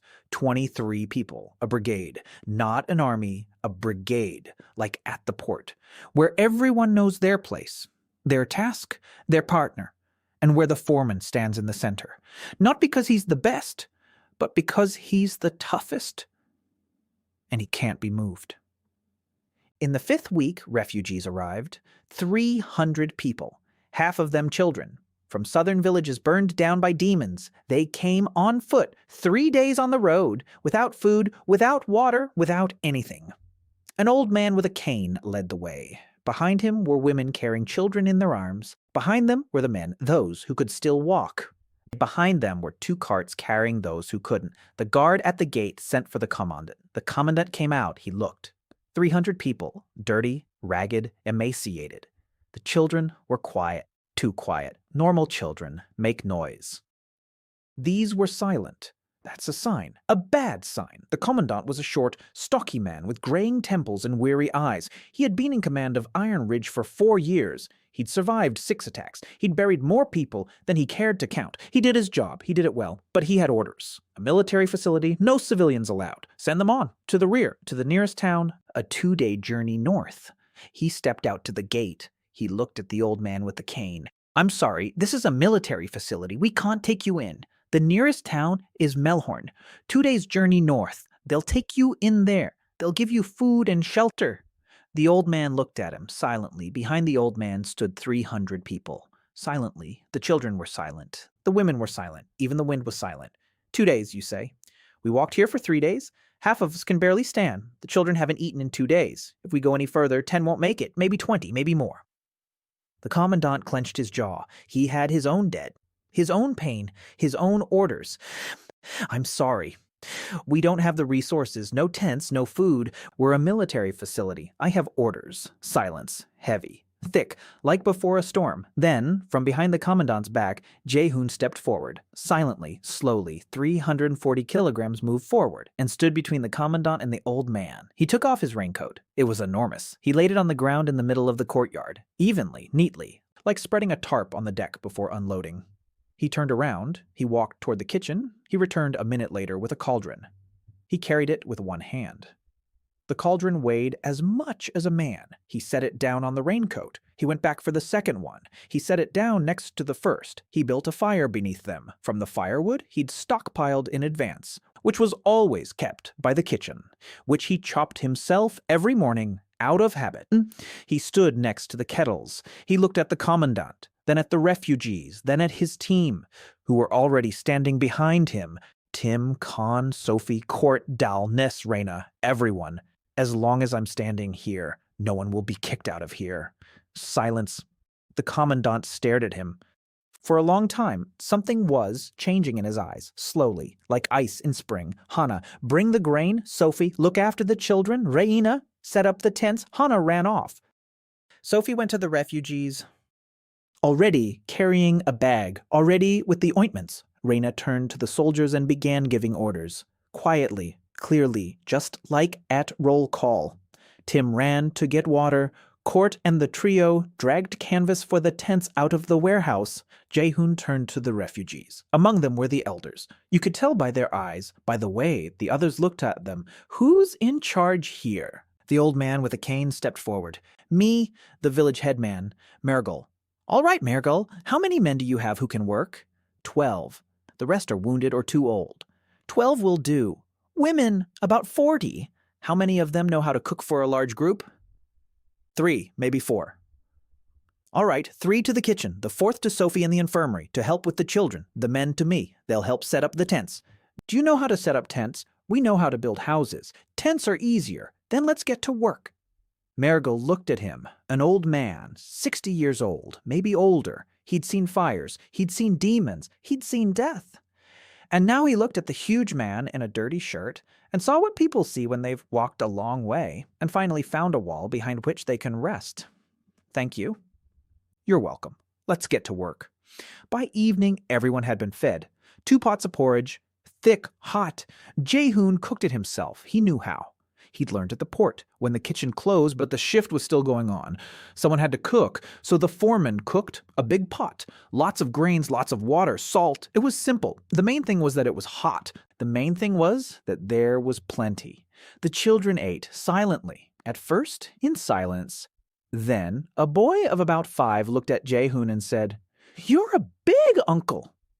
Jae Hoon looked at him. "Yes, I'm a big uncle." The boy thought for a moment. "But demons are bigger, some of them." The boy thought some more. "But you'll beat them." "I'll try."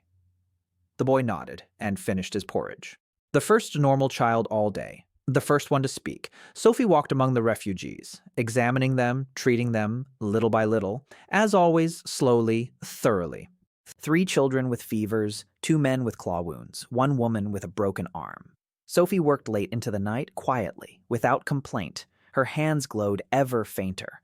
Her magic was running out, but she didn't stop, until Jae Hoon approached. He touched her shoulder. "Sophie, 2 more. They're bandaged. You've done the main work." "Go get some sleep." She looked up at him, tiredly. She nodded. She walked away. She stopped. She turned around. "You today." "What?" "Nothing, thanks. Get some sleep, Sophie." And she left.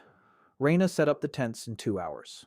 Military efficiency, clear lines, clear pathways, paths between the tents. Each tent had a number written in charcoal on canvas. 3 families per tent.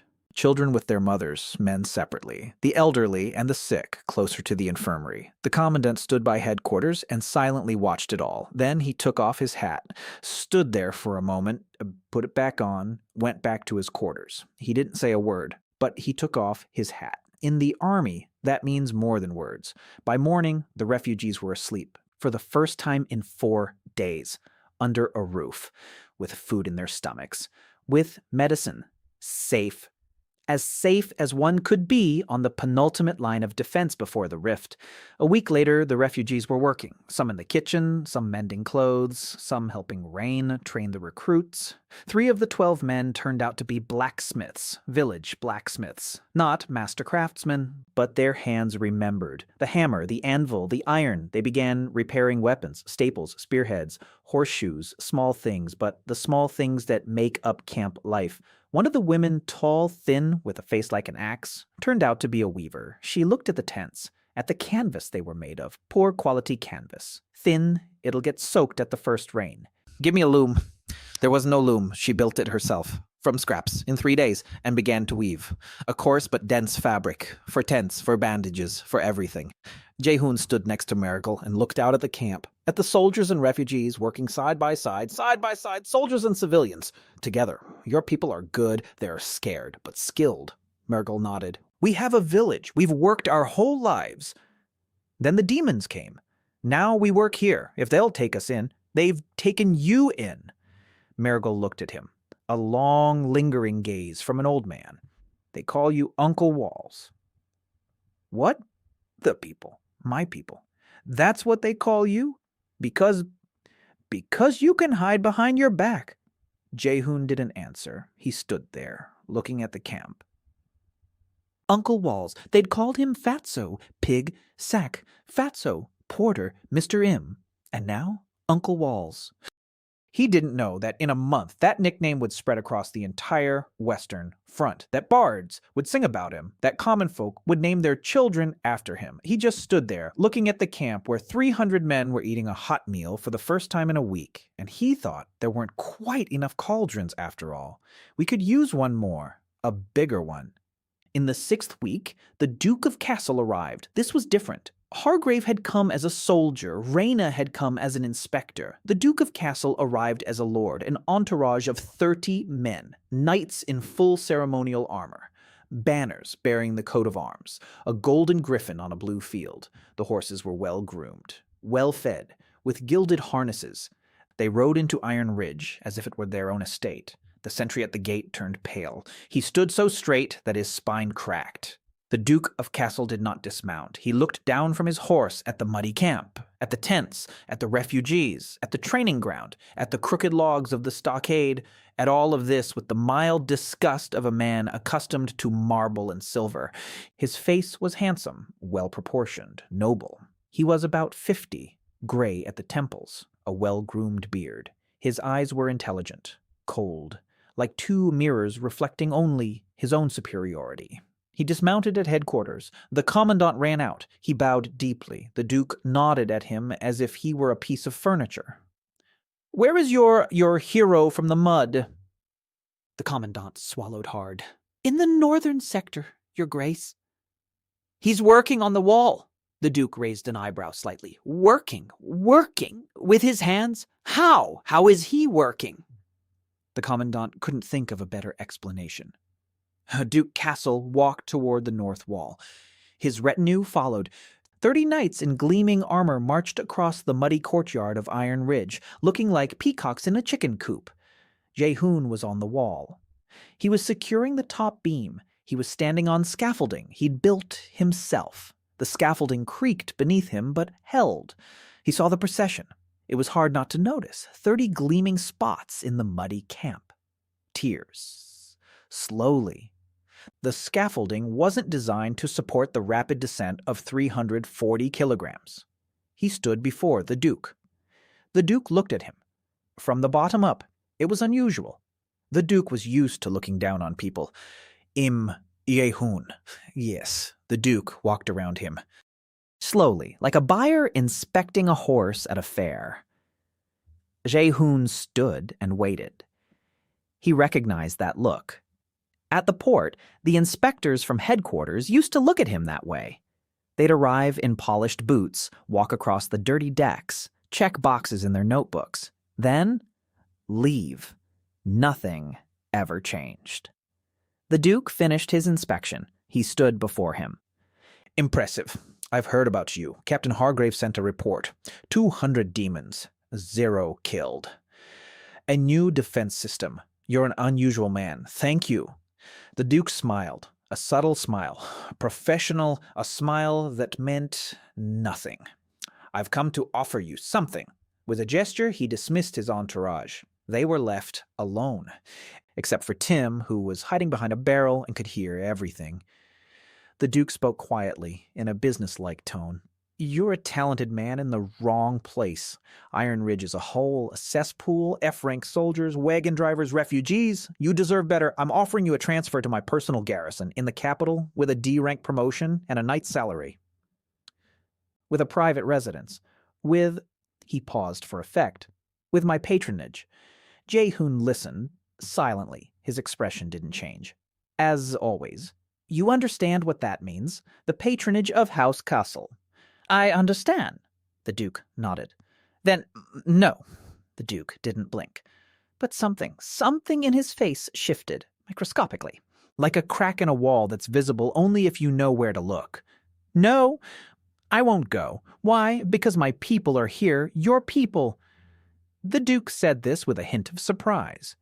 wagon drivers, peasants, a girl squire, a herbalist, and a from an impoverished family. These are your people. Yes.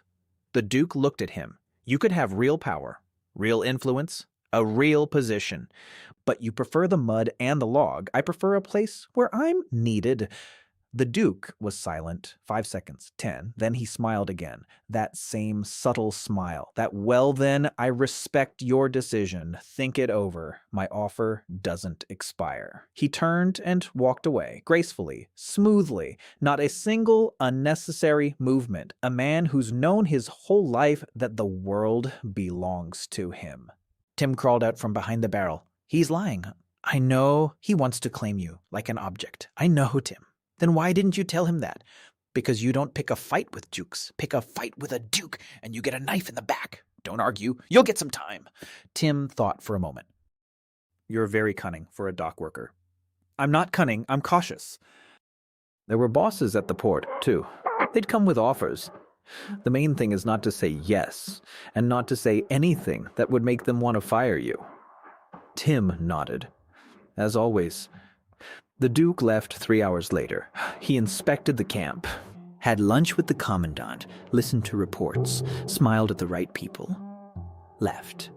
An entourage of 30 men, banners, gold, dust. Raina stood at the gate and watched him leave. Her face was stony. He offered you a transfer. Yes? You refused? Yes. She turned to him. He won't forgive you. I know. 3 days later, night. Tim was sleeping next to Jae Hoon, as always. Hana was sleeping by the other wall of the warehouse. Sophie was in the infirmary. Raina was in the officer's tent. The camp was asleep. Tim woke up to a sound, a quiet one like the rustle of fabric. He opened his eyes. It was dark, a moonless night, but he saw it, a shadow, in the doorway of the warehouse. A man, not a demon, a man, dressed in black, with something in his hand. It glinted, a knife. The shadow was moving toward Jae Hoon, silently, professionally, a trained killer, not a soldier, an assassin. Tim didn't scream. He didn't have time. He lunged. A small 14-year-old boy lunged at the man with the knife, with his body, just as Jae Hoon used to lunge at demons, without a weapon, without a plan. He just lunged. The knife sank into his shoulder. Tim screamed. Now, he screamed. Jae Hoon woke up. Instantly, he saw it, a shadow. Tim on the floor. Blood. A knife. The shadow lunged at him, a second knife, quickly, professionally, but not faster than the hand of a longshoreman who'd spent 18 years catching sacks falling from hooks. Jae Hoon grabbed the hand holding the knife, squeezed. A crunch. The shadow twitched, tried to break free. 340 kilograms sat on the floor, holding the assassin's hand like a vice. The assassin struck with his free hand, to the face, to the throat, to the eye. Professional strikes. Precise, fast, they landed. It hurt. But Jae Hoon didn't let go. He held on to the hand, just as he had held the rope on deck when the wind was tearing it from his fingers. Don't let go. Never let go. Because if you let go, the container will fly away and someone will die. He squeezed harder. Another crack.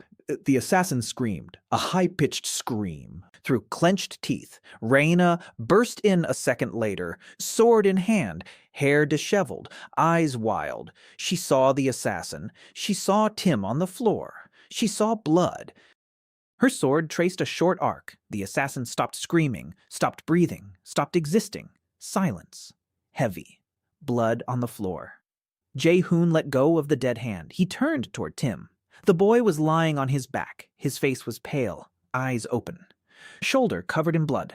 A lot of blood. Sophie. Raina was already screaming. Sophie, over here, quickly. Sophie appeared 30 seconds later.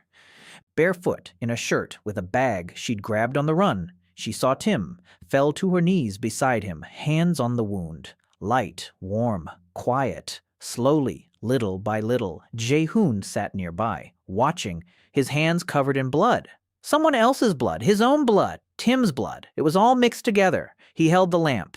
He handed her bandages. He repeated quietly, "Good job, just a little more. Good job, just like on the job. Like when a rookie hauls his first container and his hands are shaking but his back doesn't buckle. Good job, just a little more. Good job." Sophie had been working for 4 hours. Her fingers would glow and then fade. Glow and then fade. The magic was running out. She was squeezing every last drop out of herself, drop by drop, just like he squeezed out that last step on the 10th bag at the end of his shift, when your body says, enough, but your head says, one more, one more. In the morning, Tim was alive, pale, weak, but alive. The knife had missed the artery by a finger, by just one finger. Sophie sat on the floor next to him. Her hands weren't glowing. The magic was gone. Her eyes were closed. She wasn't asleep. She just couldn't keep her eyes open anymore. Jae Hoon covered her with his coat, just like last time. Then he sat there and watched Tim.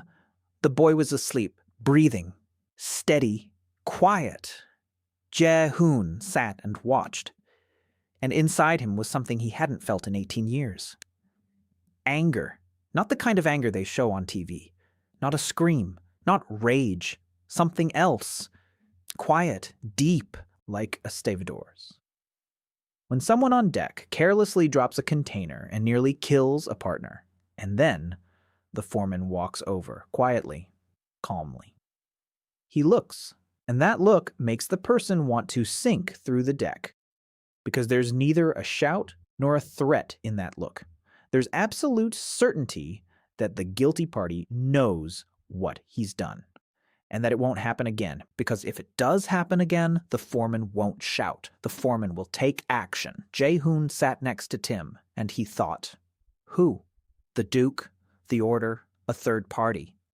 It doesn't matter. Only one thing matters. They came for him, but they hit Tim, a 14-year-old boy who threw himself at the knife because he considered it his own. Because over the course of half a year in that filthy camp, one loader had become to one boy, the one worth shielding with his own body. Jae Hoon clenched his fists, slowly, until his knuckles turned white.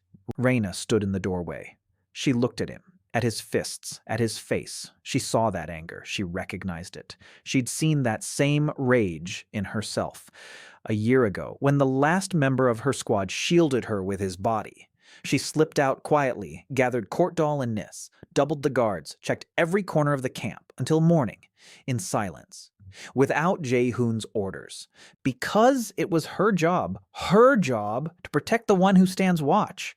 Tim was recovering slowly. He'd been bedridden for a week. Sophie came 3 times a day, changed his bandages. She infused him with magic, drop by drop. Her reserves were replenishing slowly. She didn't complain. She came, she treated him, she left. Tim endured it in silence, not because it didn't hurt, because he didn't want to show it. 14 years old, a man, or so he thought. Jae Hoon sat beside him every evening. He brought food. Tim ate poorly. He had no appetite. Jae Hoon ate for 2, for 4, as always. In between, he'd slip Tim a piece of bread, a spoonful of porridge. Tim didn't notice what he was eating, because Jae Hoon distracted him with conversation. He talked about the port, about cranes, about containers. Tim didn't understand half the words. What a container was, a big iron box, the size of a house. The size of a house, yeah. And you guys hauled them, not by hand, with a crane. That's a crane, he explained. He drew on the ground with a stick. Tim listened with his mouth agape. He forgot about the pain. He ate H-bread without noticing. Hana would come and sit next to him, silently. She didn't know how to be silent. Usually she talked nonstop. But next to the injured Tim, she was silent. She sharpened her sword. She sewed a belt that had snapped.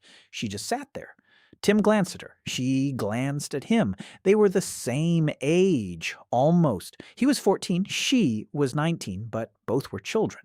Both were lonely. Both had taken refuge with a grown man because they had no one else to turn to. On the 8th day, Tim stood up.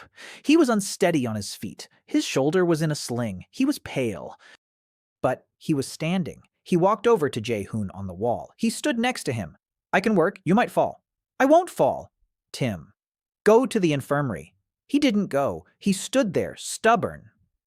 Jae Hoon looked at him. He sighed. All right, you'll hand me the nails. With one hand, while sitting. Tim sat down. With his left hand, he took nails from the box and handed them to Jae Hoon. His right hand was in a sling. It didn't move. They worked in silence, as always. There was more in the silence than in words. On the 9th day, after the assassination attempt, Easer Irene Valcourt arrived. She rode in on horseback, accompanied by a single servant on a horse that looked as if it were carrying not a woman, but a library. The saddlebags were stuffed with scrolls, blueprints, and tools. Irene dismounted. She looked around. She adjusted her glasses. In this world, glasses were a rarity, a sign of erudition or eccentricity, often one and the same. She was 28. Tall for a woman, thin. Her dark hair was pulled back into a tight bun. Her face was sharp, intelligent, cold. Her lips were thin, pressed into a thin line. She looked at the camp, the way a surgeon looks at a wound, assessing, calculating, emotionless. A court engineer specializing in fortifications, sent from the capital to inspect. She said the word in a way that made it sound like a verdict. Unauthorized construction at Iron Ridge. The commandant led her through the camp. She walked and looked. At the walls, at the traps, at the pits, at the sandbags on ropes, at the slanted logs, at everything Jae Hoon had built in a month and a half. She said nothing. Only occasionally would she take a notebook out of her bag and quickly write something down. In small, neat handwriting. She drew diagrams. She made notes. The commandant was nervous. She was not. They reached the eastern rampart. The very one. A double row of slanted logs, sandbags, stakes, trenches, firing positions. She stopped, looked for a long time. Then she walked up to the first row, touched a log, checked the angle of inclination, pulled on a rope. She checked the tension on the sandbag. She crouched down by the moat. She looked at the rubble, at the depth, at the walls.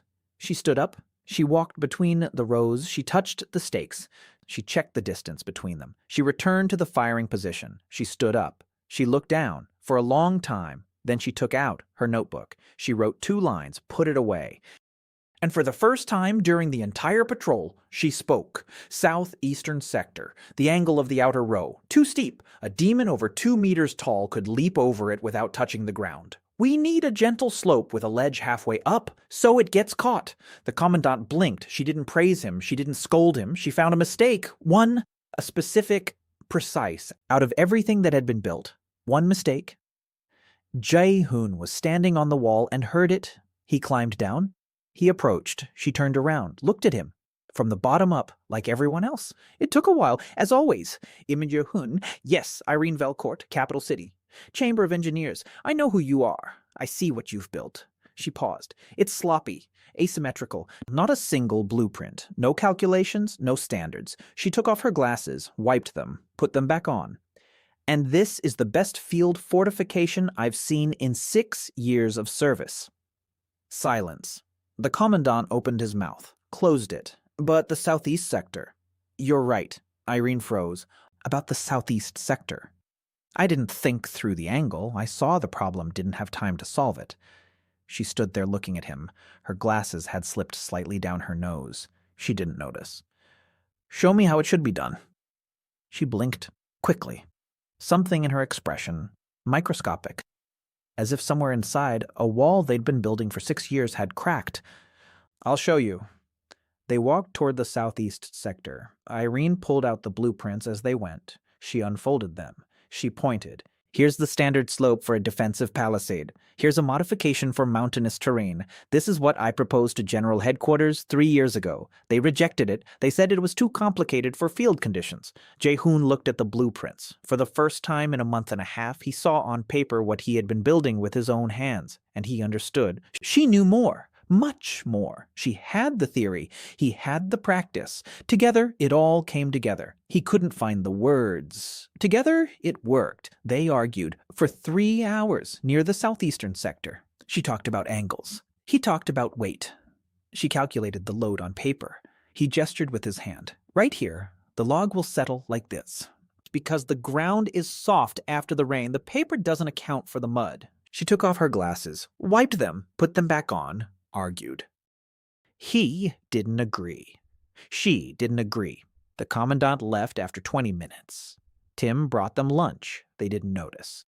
Raina stood at a distance and watched with an expression that Tim described as, she thinks we're both crazy. By evening, the southeast sector had been rebuilt. The angle of inclination was corrected. A ledge halfway up was added. Irene stood and looked at the result. Not perfect. Better than it was. Much better. She turned to him. "You're not an engineer." "No." "You're a laborer." "Yes." "You don't have any formal training." "No." She paused. "That's not fair." "What?" "You see what it takes me a week of calculations to figure out, just by looking?" She put the blueprints back in her bag, with a sharp movement. "I'll stay for a while." "There's work to be done here. Plenty of spots. There's enough room." She nodded, briefly, abruptly, like putting a period, and she left. That night, Irene Valcourt sat in the tent assigned to her and, by candlelight, redrew Jae Hoon's designs in her notebook. Everything, from the first row to the last trench. She drew, and at some point she stopped. She reread her notes and wrote in the margins. He said, "I was right." For the first time, she underlined it twice. Then she went back to work. 3 days later, they were already arguing until 3 in the morning, every night, over the blueprints they were drawing together. His hand was too big for the fine lines. She drew. He demonstrated. She calculated. He checked with his hands. By the end of the second month, Irene Ridge had a defense system that no engineer in Wallenheim could have designed, because no engineer in Wallenheim had ever worked alongside a longshoreman from Busan. Sophie came every evening. She bandaged Jae Hoon's hands, silently. Then she left. Tim was recovering. Raina was training Hannah trained on her own, every day, until she was exhausted. She got faster. The sweep worked. 2 soldiers from the first company lost a training match to her, then 2 more. She beamed. She ran to Jae Hoon. "Mr. M, I took down 2 of them in 12 seconds. Good, but you left your right side open on the second strike. We'll work on that tomorrow." She nodded. She beamed. She ran off. She came back. She brought water. She sat nearby. She watched. He pretended not to notice. Raina pretended not to notice that he was pretending. Sophie pretended not to notice that Raina was pretending. Tim noticed everything and kept quiet. Because he was the smartest of them all. The end of the second month.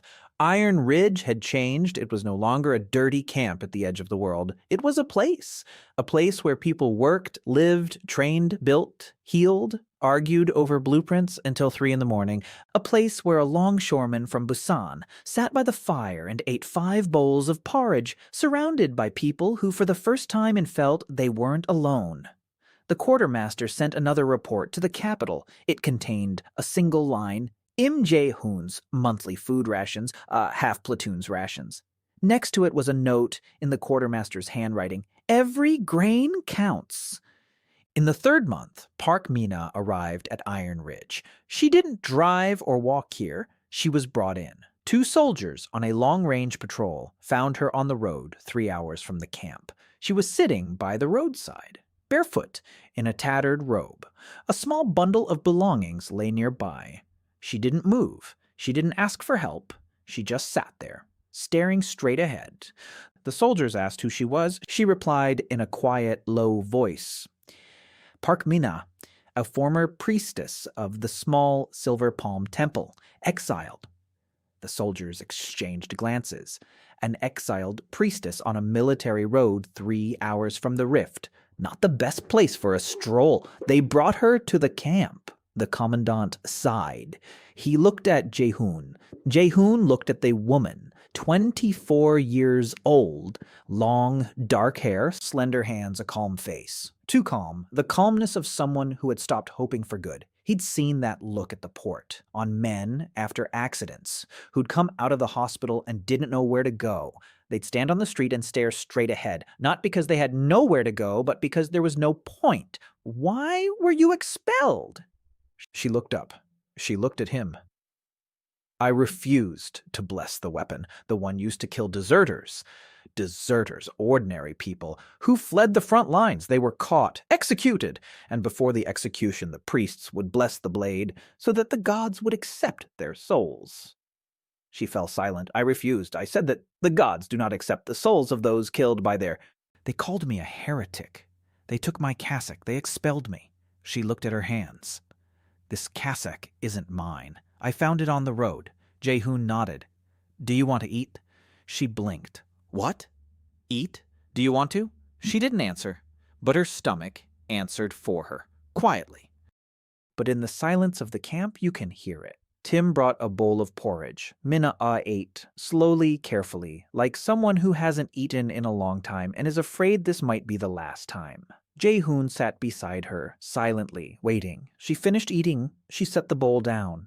Thank you. What can you do? She thought. Reading, writing, herbal medicine, praying, although the last one apparently doesn't count anymore.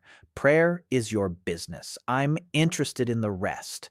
We have children, refugees, orphans. They need someone to be with them, to teach them, to look after them, to lead quiet hours. Minna looked at him. You're offering me a job. I'm offering you a place. She was silent for a long time. Then she nodded. A week later, Min-a had become the person without whom the camp could no longer function. She led the quiet hours. Every evening, the children would sit around her. She would tell stories, not heroic ones, quiet ones, about animals, about rivers, about how wheat grows. Her voice was low and calm. The children would fall asleep to it. Those who didn't fall asleep would sit and listen with their mouths agape. She looked after the wounded. She didn't treat them. That was Sophie's job. But she sat by their side, brought them water, adjusted their pillows, held their hands, silently. The wounded slept better after her visits. Sophie noticed. She approached Minna. You're not using magic. No. But they sleep better after you're here. Because I'm right there. Sometimes that's enough. Sophie thought about it. She nodded. And she began inviting Min-a to the infirmary. Every day, Min-a walked among the wounded, quiet, unobtrusive, like a shadow that brings peace. One evening after the funeral of 3 soldiers who had died on a distant patrol, Minna sat by the wall of the infirmary, alone, motionless, staring into space. Jae Hoon saw her. He approached. The kitchen was closed. He cooked it himself over a small fire. A simple soup, grains, water, salt, a piece of dried meat. He brought her a bowl, hot, set it in front of her, sat down beside her. Silently. He didn't offer comfort. He didn't preach. He didn't say that everything would be all right, because not everything would be all right. 3 soldiers were dead. That couldn't be undone. It couldn't be forgotten. It could only be carried through to the end. He sat beside her. She sat beside him. The soup grew cold. Then she picked up the bowl. Her hands were shaking. She took a sip, and she cried out loud. For the first time in years, not quietly, not restrained, out loud, the way people cry when there's someone nearby they're not ashamed to show it to. He didn't hug her, didn't touch her, just sat there, heavy, motionless, like a wall, behind which she could cry. She cried for a long time. Then she quieted down. She wiped her face with the sleeve of her cassock. She finished her soup. She looked at him. You make terrible soup. I know. She almost smiled. Almost. But that was enough. 2 weeks later, Min-ah found an old book in the camp archives. Worn, without a cover, half the pages were missing. The remaining ones were written in a language she didn't know, but she understood the drawings. Blueprints, diagrams, designs, bridges, walls, mechanisms, and a signature on the last page. One word. Master. She brought the book to Jae Hoon. He was sitting with Irene, poring over the blueprints. 3 a.m. The candle was burning down. Irene was wearing glasses, a pencil between her teeth. The book. Min-a placed it on the table. I found this in the archives, behind a box of old records. Irene picked it up, opened it, flipped through the pages, stopped. She took off her glasses, wiped them, put them back on. Looked again. This is impossible. What? These blueprints, these structures are 300 years old. They use principles that I see on your wall. She looked at Jae Hoon, at his wall, at the book, at him again. Who wrote this? Master. A signature. Nothing else. Irene flipped further. She stopped at a page with a drawing, a fault line, schematic, a crack in the ground, and next to it, something, a mechanism or a structure, a lever, a fulcrum, a load. She and Jae Hoon looked at the drawing at the same time, then at each other. "It's a door," he said. Irene blinked. "What?" "The fault line. It's not a crack. It's a door. In the drawing. The fulcrum, the lever, the load. It's a lock, a door lock." He pointed his finger. "This is where you need to apply pressure to close it." Min-ah stood nearby, silent, listening.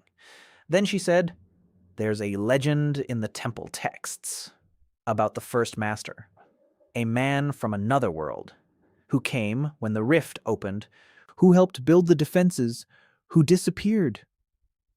Silence. The candle crackled. 3 people stood over a book that was 300 years old, and 2 of them were beginning to understand what the third wasn't yet ready to hear. Min-ah looked at Jae Hoon for a long time, something in his face.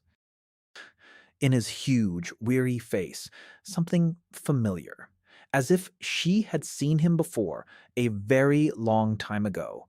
But where? She couldn't remember, not yet anyway. Lucy arrived in the 4th month, or rather, Lucy was brought in. A patrol found her half a mile from the camp. She was lying in a ditch, small, skinny, with black horns sticking out of her tangled hair, a half-demon. The patrolman almost killed her on the spot. One had already raised his spear. The other stopped him. "She's a child. She's a demon. She's a demon child, still a child. They brought her to the camp on a rope, like a prisoner. She didn't resist. She walked in silence. Her eyes were huge, frightened, like a small animal caught in a trap.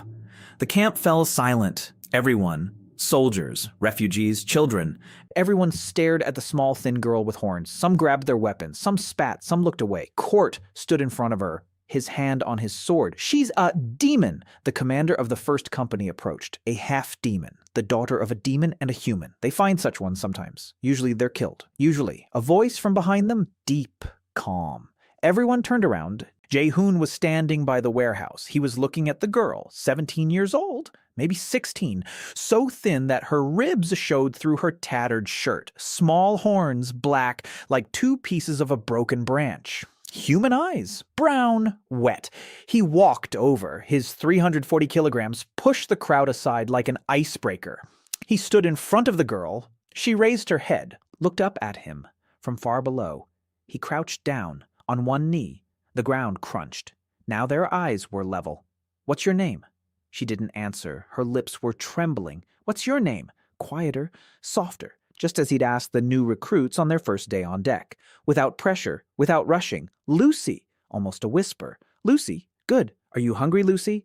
She nodded, quickly, as if she were afraid the question would be taken away from her. "Tim." Tim appeared instantly. "Bring her something to eat." Tim ran off. The commander of the first company stepped forward. "Mr. Im, she's a demon, a half-demon. She's a child, and she's unarmed. She could be a spy. She could be bait. She could be a bomb. She's a child, and she's unarmed. Repeat.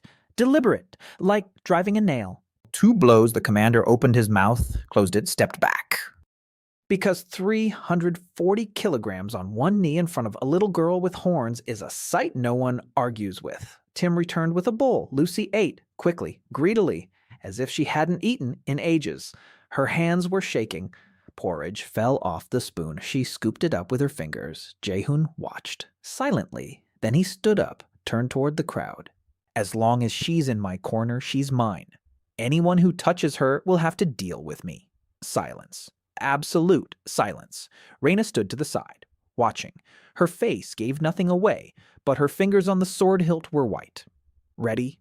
If anyone took a step toward the girl, ready. No one took a step. That evening, Jae Hoon made up a separate cot in her corner of the warehouse, next to his own. Next to Tim's, he set out a bowl, a spoon, a mug. Lucy sat on the cot and watched it all, then at him, then at the cot, then at him again. Why? Because. "But I'm a demon. You're Lucy. You're in my corner. Go to sleep." She lay down, curled up into a ball, like a kitten, closed her eyes. A minute later, she was asleep. Jae Hoon covered her with his coat. Tim lay nearby, watching. "She's small." "Yeah. You're a dad now. I'm Tim the Mover." Tim smiled. In the darkness, the porter who takes everyone in. "Sleep, Tim." Tim fell asleep. Lucy was asleep. Jae Hoon lay there staring at the ceiling, thinking. He was thinking about how there were now 3 of them in his corner, Tim on one side, Lucy on the other, and behind the wall, Han. And in the infirmary, Sophie. And in the officer's tent, there was Ray. In the engineer's tent, there was Irene. By the campfire, there was Min and all of them. For some reason, they were right there with him, with the porter from Busan, with the guy who weighed 3.5 centners, with the man who couldn't run and didn't know what ranks were. He didn't understand why, but they were there. And he knew one thing. He wouldn't leave. As long as they were here, he was here. Just like at the port. As long as there was cargo, there's a shift. As long as there are people behind him, you stand your ground. Over the next few weeks, Lucy opened up, slowly. 1 word a day. 2, she told him that her mother had been a human captive in the Crimson Wave camp, that her father had been a junior commander, that her mother had died when Lucy was 10, that ever since then, she'd lived on the fringes of the camp, a half-breed, despised by both sides. That one day she overheard a conversation. The Crimson Wave commander is planning something big, not just an assault, something that will change everything. She was terrified. She ran away. She walked for 3 days. She fell into a ditch. The rest is history. Jae Hoon listened, silently, as always. When she finished, he said one thing. "You're not alone anymore, Lucy." She looked at him. And in her eyes, those brown, human eyes on a demonic face, something flashed. Something similar to what he'd seen in Tim, in Sophie, in Hannah, in all of them. Trust, heavy, fragile, like a burden that must be carried with care. Because if you drop it, you won't be able to pick it up again. Sir Godfrey Allant arrived in the 5th month, an A-rank paladin, the kingdom's finest swordsman. That's what they called him in the capital. He arrived with a detachment of 20 knights, all in white cloaks, all bearing the coat of arms of the Order of Pure Blood on their chests, a golden drop on a silver shield. He dismounted at the gates, tall, broad-shouldered, shoulder-length blonde hair, a handsome face, symmetrical, like a figure in an engraving. He possessed the kind of beauty depicted on banners and minted on coins. The ideal knight. The ideal nobleman, the ideal weapon for killing a single laborer. He walked through the camp. Without looking around, without assessing the situation, he saw only his target. The soldiers parted, the refugees hid, the children fell silent. 20 white cloaks marched through the courtyard of Iron Ridge, and the air around them rang with tension. Reyna intercepted him at headquarters. She stood in his way, hand on her sword. "Sir Godfrey." "Captain Arden." He nodded to her, politely. "Why are you here?" "An official inspection from the Order of Pure Blood and a verification of reports regarding the illegal harboring of a demonic entity in a military camp." Reyna didn't flinch. "Lucy is under the protection of Camp Command." "Command?" He smiled slightly, or one man who decided his opinion was more important than the rules. Reyna didn't answer. Godfrey walked past her. Jae Hoon stood by the campfire. Waiting. He knew this would happen. Ever since the day the Duke left, ever since the day the assassin came at night, ever since the day he took Lucy, he knew the question was when. Now he knew when too. Godfrey stopped in front of him. He looked at him. His expression hadn't changed. No contempt, no disgust, nothing. He looked at Jae Hoon the way one looks at a problem, one that needs to be solved. By Jae Hoon, rank F, laborer? Yes, I challenge you to a duel.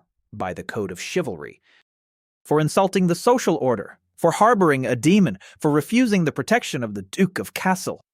Silence. The camp froze. Every soldier, every refugee, every child. Everyone heard. Everyone watched. Jae Hoon stood there, hands at his sides, his face calm. As always, he looked at Godfrey, at the perfect knight, at the handsome face, at the white cloak, at the sword at his belt, the sword that had slain 100 demons and 30 men. He had seen that sword. He had seen how Godfrey stood, how he carried his weight, how he breathed. A stavador can spot a center of gravity at a glance. Godfrey was perfectly balanced, every muscle in place, every joint ready. He could kill Jae Hoon in 3 strikes, maybe 2. Jae Hoon couldn't kill Godfrey at all. He's not a fighter. He's not a fencer. He's a dock worker. Sir Godfrey, yes, I won't fight you. Godfrey didn't bat an eye. A duel is mandatory, by the code. Refusal is an admission of guilt. I won't fight you. Godfrey took a step forward. His hand rested on the hilt of his sword, naturally. As natural as breathing. If you refuse, I have the right to carry out the sentence. Here, now. Jae Hoon looked at him for a long time. Then he said, Sir Godfrey, if you kill me, you'll feel bad. Pause.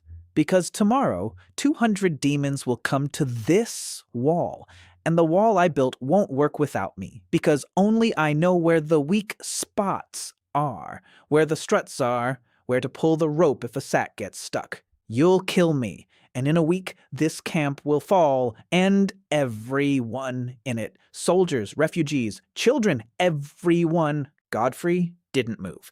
If I kill you, I'll feel terrible, because you're the only one in this camp who believes in what you're doing, truly believes, and killing a person like that is a sin, even if the code says otherwise. Godfrey stood there, his hand on his sword, his face stony. But in his eyes, in his perfect blue eyes, something wavered. Not a single demon will die because of this. Go home. Silence.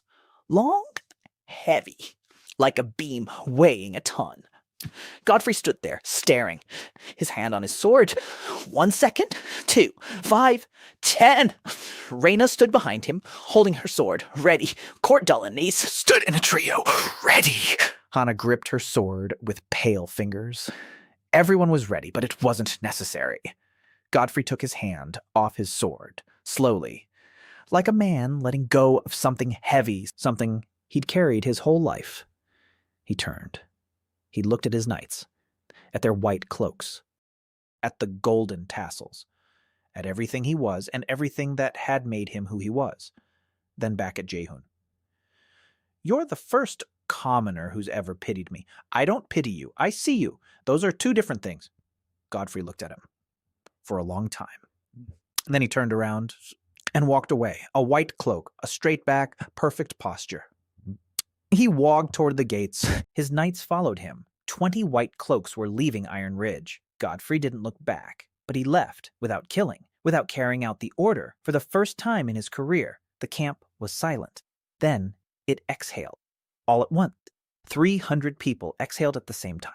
Hana unclenched her fingers. The sword fell to the ground. She was trembling. All over. Tim stood in the doorway of the warehouse, in front of Lucy, shielding her. Again.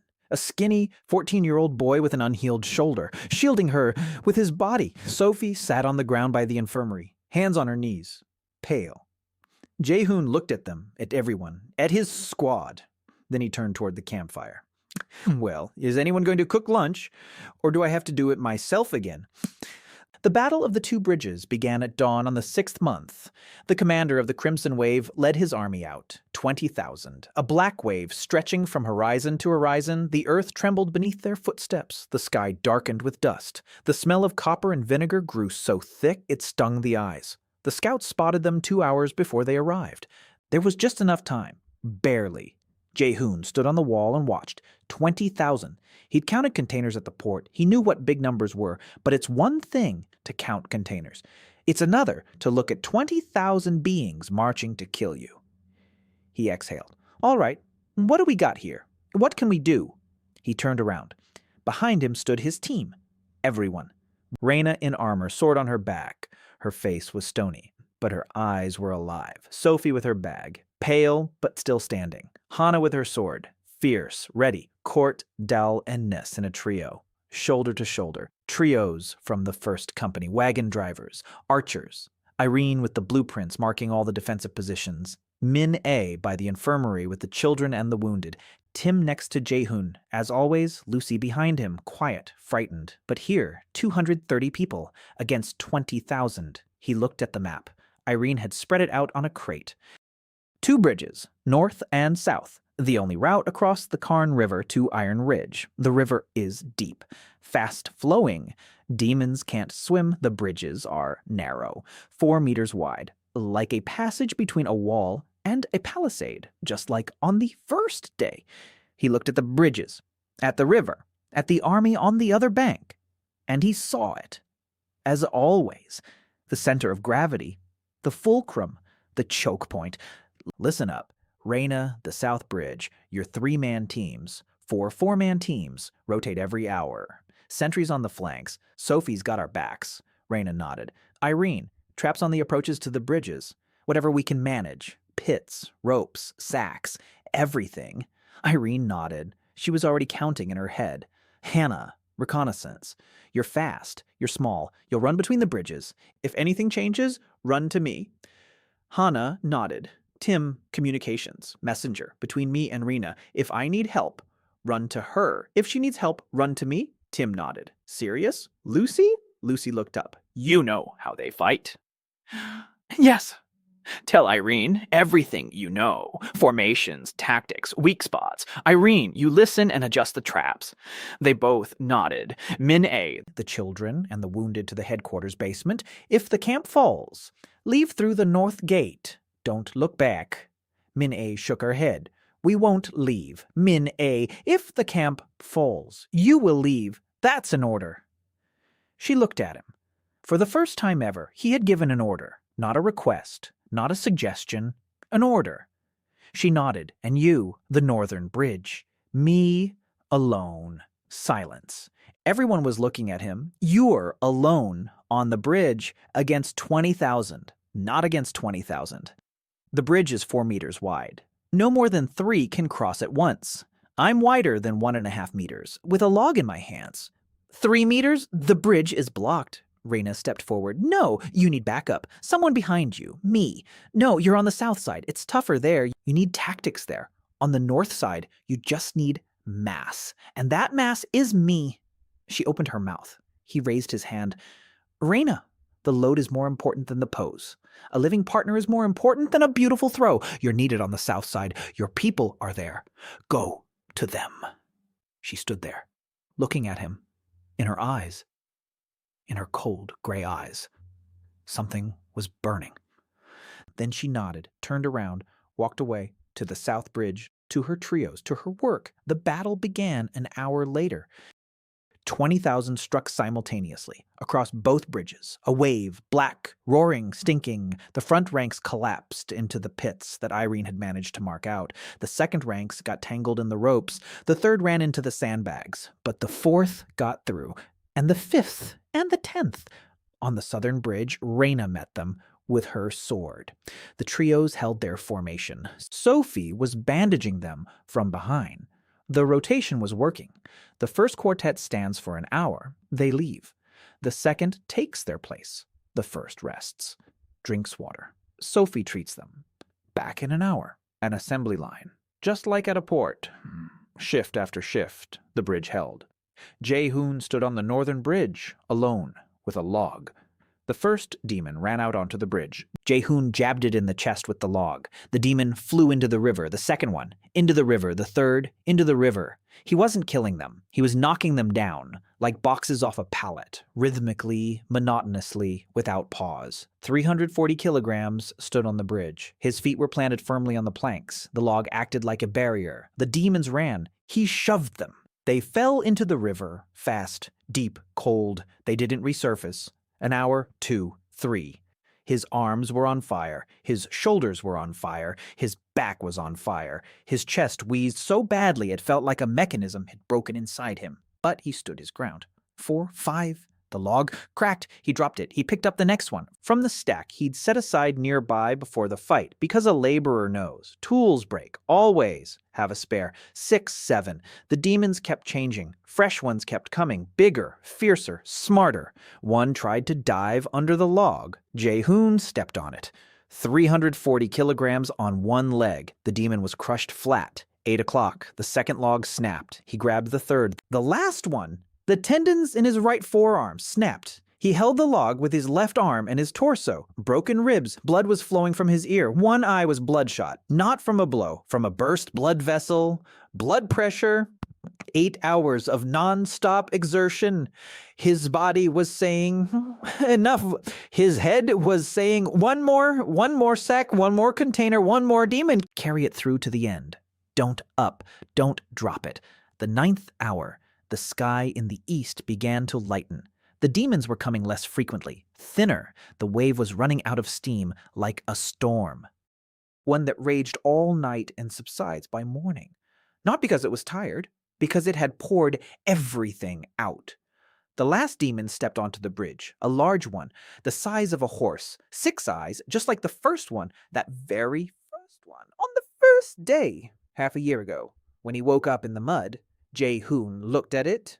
The demon looked at Jae Hoon. They stood there, for a second, too. Then Jae Hoon lifted with his last ounce of strength, with everything he had left, and stabbed it. The demon flew into the river. The bridge was empty. The sun was rising over the eastern horizon. Dawn, orange like the sky on that first day, but different, warm, alive. Dawn after the storm. Raina was running toward him across the bridge. The south bridge held. Her trio held. Sophie held. Everyone was alive, wounded, many wounded, but alive. She was running and shouting something. He couldn't hear her. His ears were ringing. Blood was flowing from his ear. He was standing on the bridge with a log in his hands. 9 o'clock. He looked at Raina. She was already close. He smiled. His shift was over. "Can I sit down?" And he sat down right there on the bridge, in blood, in mud, in splinters. The log fell beside him. Raina ran up. She fell to her knees beside him. She touched his face, his hands, checking. Alive! Alive! He looked at her face. Wet? Not from blood, from tears. She was crying. Raina Arden, Knight Captain, Rank B, a stony face, crying. Raina. "What? Stop it, I'm heavy. You wouldn't be able to lift me anyway." She laughed through her tears for the first time in a year, and she hugged him, or rather, she tried to. It's not easy to wrap your arms around 340 kilograms, but she tried. She managed to get one arm around him. That was enough. The morning after the battle, Jae Hoon sat on a log by the dying campfire, alone. His whole body ached, every muscle, every joint, every bone. His right arm wouldn't work. His ribs cracked with every breath. His ear was no longer leaking, but it was ringing. His eyes was blurry, but he could see. He sat and looked toward the east, at the sun rising over the ruined bridge. The north bridge hadn't survived the night. The planks were shattered. The railings were torn down, but it still stood, just like him, battered, broken, but it still stood. He thought of Busan, for the first time in a long time, of the port, of the night shift, of the smell of the sea and diesel fuel, of the crane creaking in the wind, of the guys smoking by the containers, of the woman at the crosswalk with a bag, from which a can rolled out. He pushed her. She fell onto the sidewalk. He remained on the road. The truck didn't brake. Darkness. And then an orange sky, mud, 6 eyes, and a new life. One he hadn't asked for. One he didn't deserve. One that turned out to be better than the one before. Minna approached him, quietly, barefoot, with 2 bowls of hot soup. She sat down next to him, on a log, right beside him. She was silent. For a long time, he ate, slowly, with his left hand. His right hand lay on his knee, motionless. The soup was hot, salty. Good. Better than his own soup. Much better. They sat in silence, side by side. Just like back then, when he'd brought her soup after the funeral, only now she'd brought it to him. Then she spoke. "Mr. Im." "Yes. I think I've seen you somewhere before." He didn't move. A very long time ago, but it was dark there, and there was a street, and there was a truck. It's nonsense, isn't it? Really? He slowly turned his head. He looked at her face, delicate, calm, with dark hair, with eyes that had seen too much and too little at the same time, and he saw it. He saw what he hadn't seen in half a year. Her. The woman at the crosswalk. The bag. The can on the asphalt. The truck's headlights. He pushed her, and she fell onto the sidewalk, and he stayed and died. She had been here all this time, right there, and she didn't know and she didn't remember. She only felt something, a shadow of memory, an echo of the moment when 2 worlds touched for a split second, when she fell into that one, and he fell into this one, an anchor, a connection, a rope stretched across the worlds. He died saving her, and the world took him to her. His chin was trembling, for the first time, for all 340 kilograms. For all the logs and walls and bridges and barrels and pits and ropes, for everything. For the first time, his chin trembled. He swallowed hard. Minnie, eat before it gets cold. And he held out a spoon to her. She took it, looked at him, something in his eyes she didn't understand. Not yet. But she sensed it, that this man, this huge, weary, broken man, knows something she doesn't know. And someday he'll tell her, or maybe not, but he'll be there. She began to eat, silently, next to him, on a log by the dying fire. The sun was rising over Iron Ridge. Tim was waving from the roof of the watchtower. His arm was in a sling. He was waving with his other hand, beaming, alive. Sophie came out of the infirmary, wiping her hands. She'd been treating patients all night, without stopping. The magic had long since run out. She treated them with her hands, with bandages, with knots, those very same ones.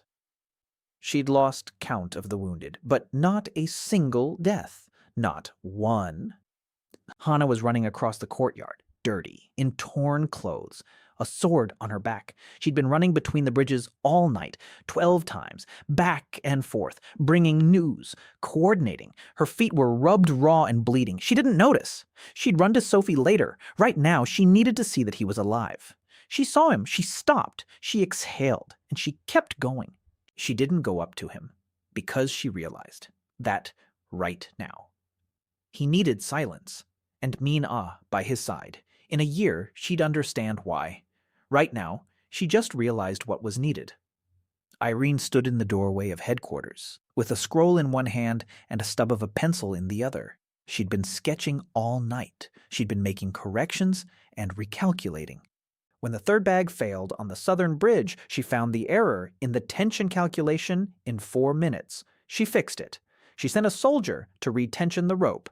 The bag worked. 3 demons fell into the river. She didn't go out onto the bridge. She wasn't holding a sword. But without her, the bridge wouldn't have held. She knew that. For the first time in her life, she knew that her work wouldn't be credited to someone else. Because Jae Hoon would say it in front of everyone that morning. Irene saved the southern flank. With her calculations, she knew that because he always did that. Always named names. Always saw everything. Reyna walked toward the campfire, slowly, holding her bandaged shoulder, a cut, not deep. Sophie had stitched it up in 10 seconds. With that knot, Reyna walked and looked at Jae Hoon, at his back, huge, broad, hunchbacked from fatigue, like the back of a man who had carried too much for too long and was still carrying it. She wasn't crying, not anymore. She walked toward him, toward the campfire, toward the place where she could sit down and breathe out and know that her shift was over. Lucy came out of headquarters, sleepy. Min-ae hid her in the basement with the kids. She slept through the whole battle, a 17-year-old half-demon with black horns and brown eyes. She was tugging at Min-ae's hand. It's back to the campfire, back to Uncle, to the big uncle who said she belonged to him and who wasn't lying. Never. They were all walking toward him, toward the campfire, toward the log on which a huge, weary man sat with a bowl of soup on his lap, as if toward a center of gravity, as if toward a fulcrum around which everything held together. Tim came down from the tower. Sophie approached with bandages. Hana returned. Irene rolled up the scroll. Reyna sat down nearby. Lucy snuggled up to Min-ae. Min-ah sat next to Jae Hoon, everyone, together by the campfire, the morning after the battle. Jae Hoon sat there. He looked at them, at his people, at the team. Tim, Sophie, Hana, Reyna, Irene, Min-ae, Lucy, Court, Dal, and Niece somewhere nearby. The wagoners, the archers, the refugees, Mergel, the quartermaster, the commandant, everyone. He wasn't building a fortress, he was building a home. For Tim, who had no father, for Sophie, who had no faith in her own hands, for Hana, who had no one who would take her dreams seriously, for Reyna, who had no right to fall asleep without nightmares, for Irene, who had no one to tell her, "You're right," for Min-sa, who had no one to bring her soup and sit beside her, for Lucy, who had no home, for everyone. He wasn't building a fortress at all.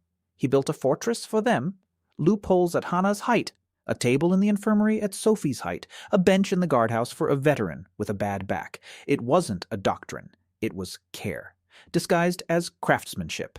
The first master's book lay in his corner, under the lounge chair, next to Tim's lounge chair and Lucy's lounger. He knew that the rift was a door. He knew the door had a lock. He knew the lock required weight and a mind that would understand where to apply it. The first master was an engineer. He understood where, but he lacked the mass. Jae Hoon, a stevedore weighing 340 kilograms. He had the mass, and he had the brains. 18 years at the port had taught him one thing. Any load sits right if you know the sweet spot. He knew. He would go to the rift. Not today, not tomorrow, but he would go. He would close the door, not because he's the chosen one, but because there's no one else, and because the door is still open. His people are in danger, and he doesn't know how to abandon people. For 18 years, he'd carried every sack to the warehouse. Even if his shift had ended an hour ago, he finished his soup, set down the bowl, looked up at the morning sky, blue, not orange, blue for the first time. Somewhere in the capital, they were already drafting a decree about a new title that hadn't existed before, Master Builder of the Crown, the first commoner in the history of Valenheim to hold a court title. He didn't know about it yet. When he finds out, he'll sign it without looking. He'll tell Tim to take it where it's supposed to go. And he'll go back to his blueprints because he can't get the joint to fit in the northern sector. Then a delegation will arrive with parchment and seals. He'd be peeling potatoes with Sophie at that time. He'd sign it, say thank you, keep peeling. Then a bard would write a ballad, Steel Ridge, the terror of demons. Meanwhile, Jae Hoon would be complaining that his boots had come apart again, because 340 kilograms is no joke, not even for triple-soled boots. But that's for later. Right now, he was sitting on a log by the campfire, among his own people. The sun was rising over Iron Ridge, warm, calm, like a hand on his shoulder. He looked out at the camp, at the walls he had built, at the people who were alive because he stood there, at the boy in the tower, at the healer with her bandages, at the girl with the sword, at the knight with his bandaged shoulder, at the engineer with his pencil, at the priestess with her soup, at the half-demon with horns, at everyone, and the huge, weary man with a bowl on his lap thought for the first time in his life, this is my home. I'm not going anywhere from here. In a year, he'll go to the rift. In 2 years, he'll close it with his own weight, with his own head, with his own hands, because the rift is a door, and he's a porter. Closing doors is his job, but that will be later. Right now, he needed only one thing. Tim. Yes, Mr. Him. Bring some more soup, please. Tim smiled. He stood up. He ran off. And the sun over Iron Ridge shone as it had never shone over any of the ports of Busan, warm, even for everyone.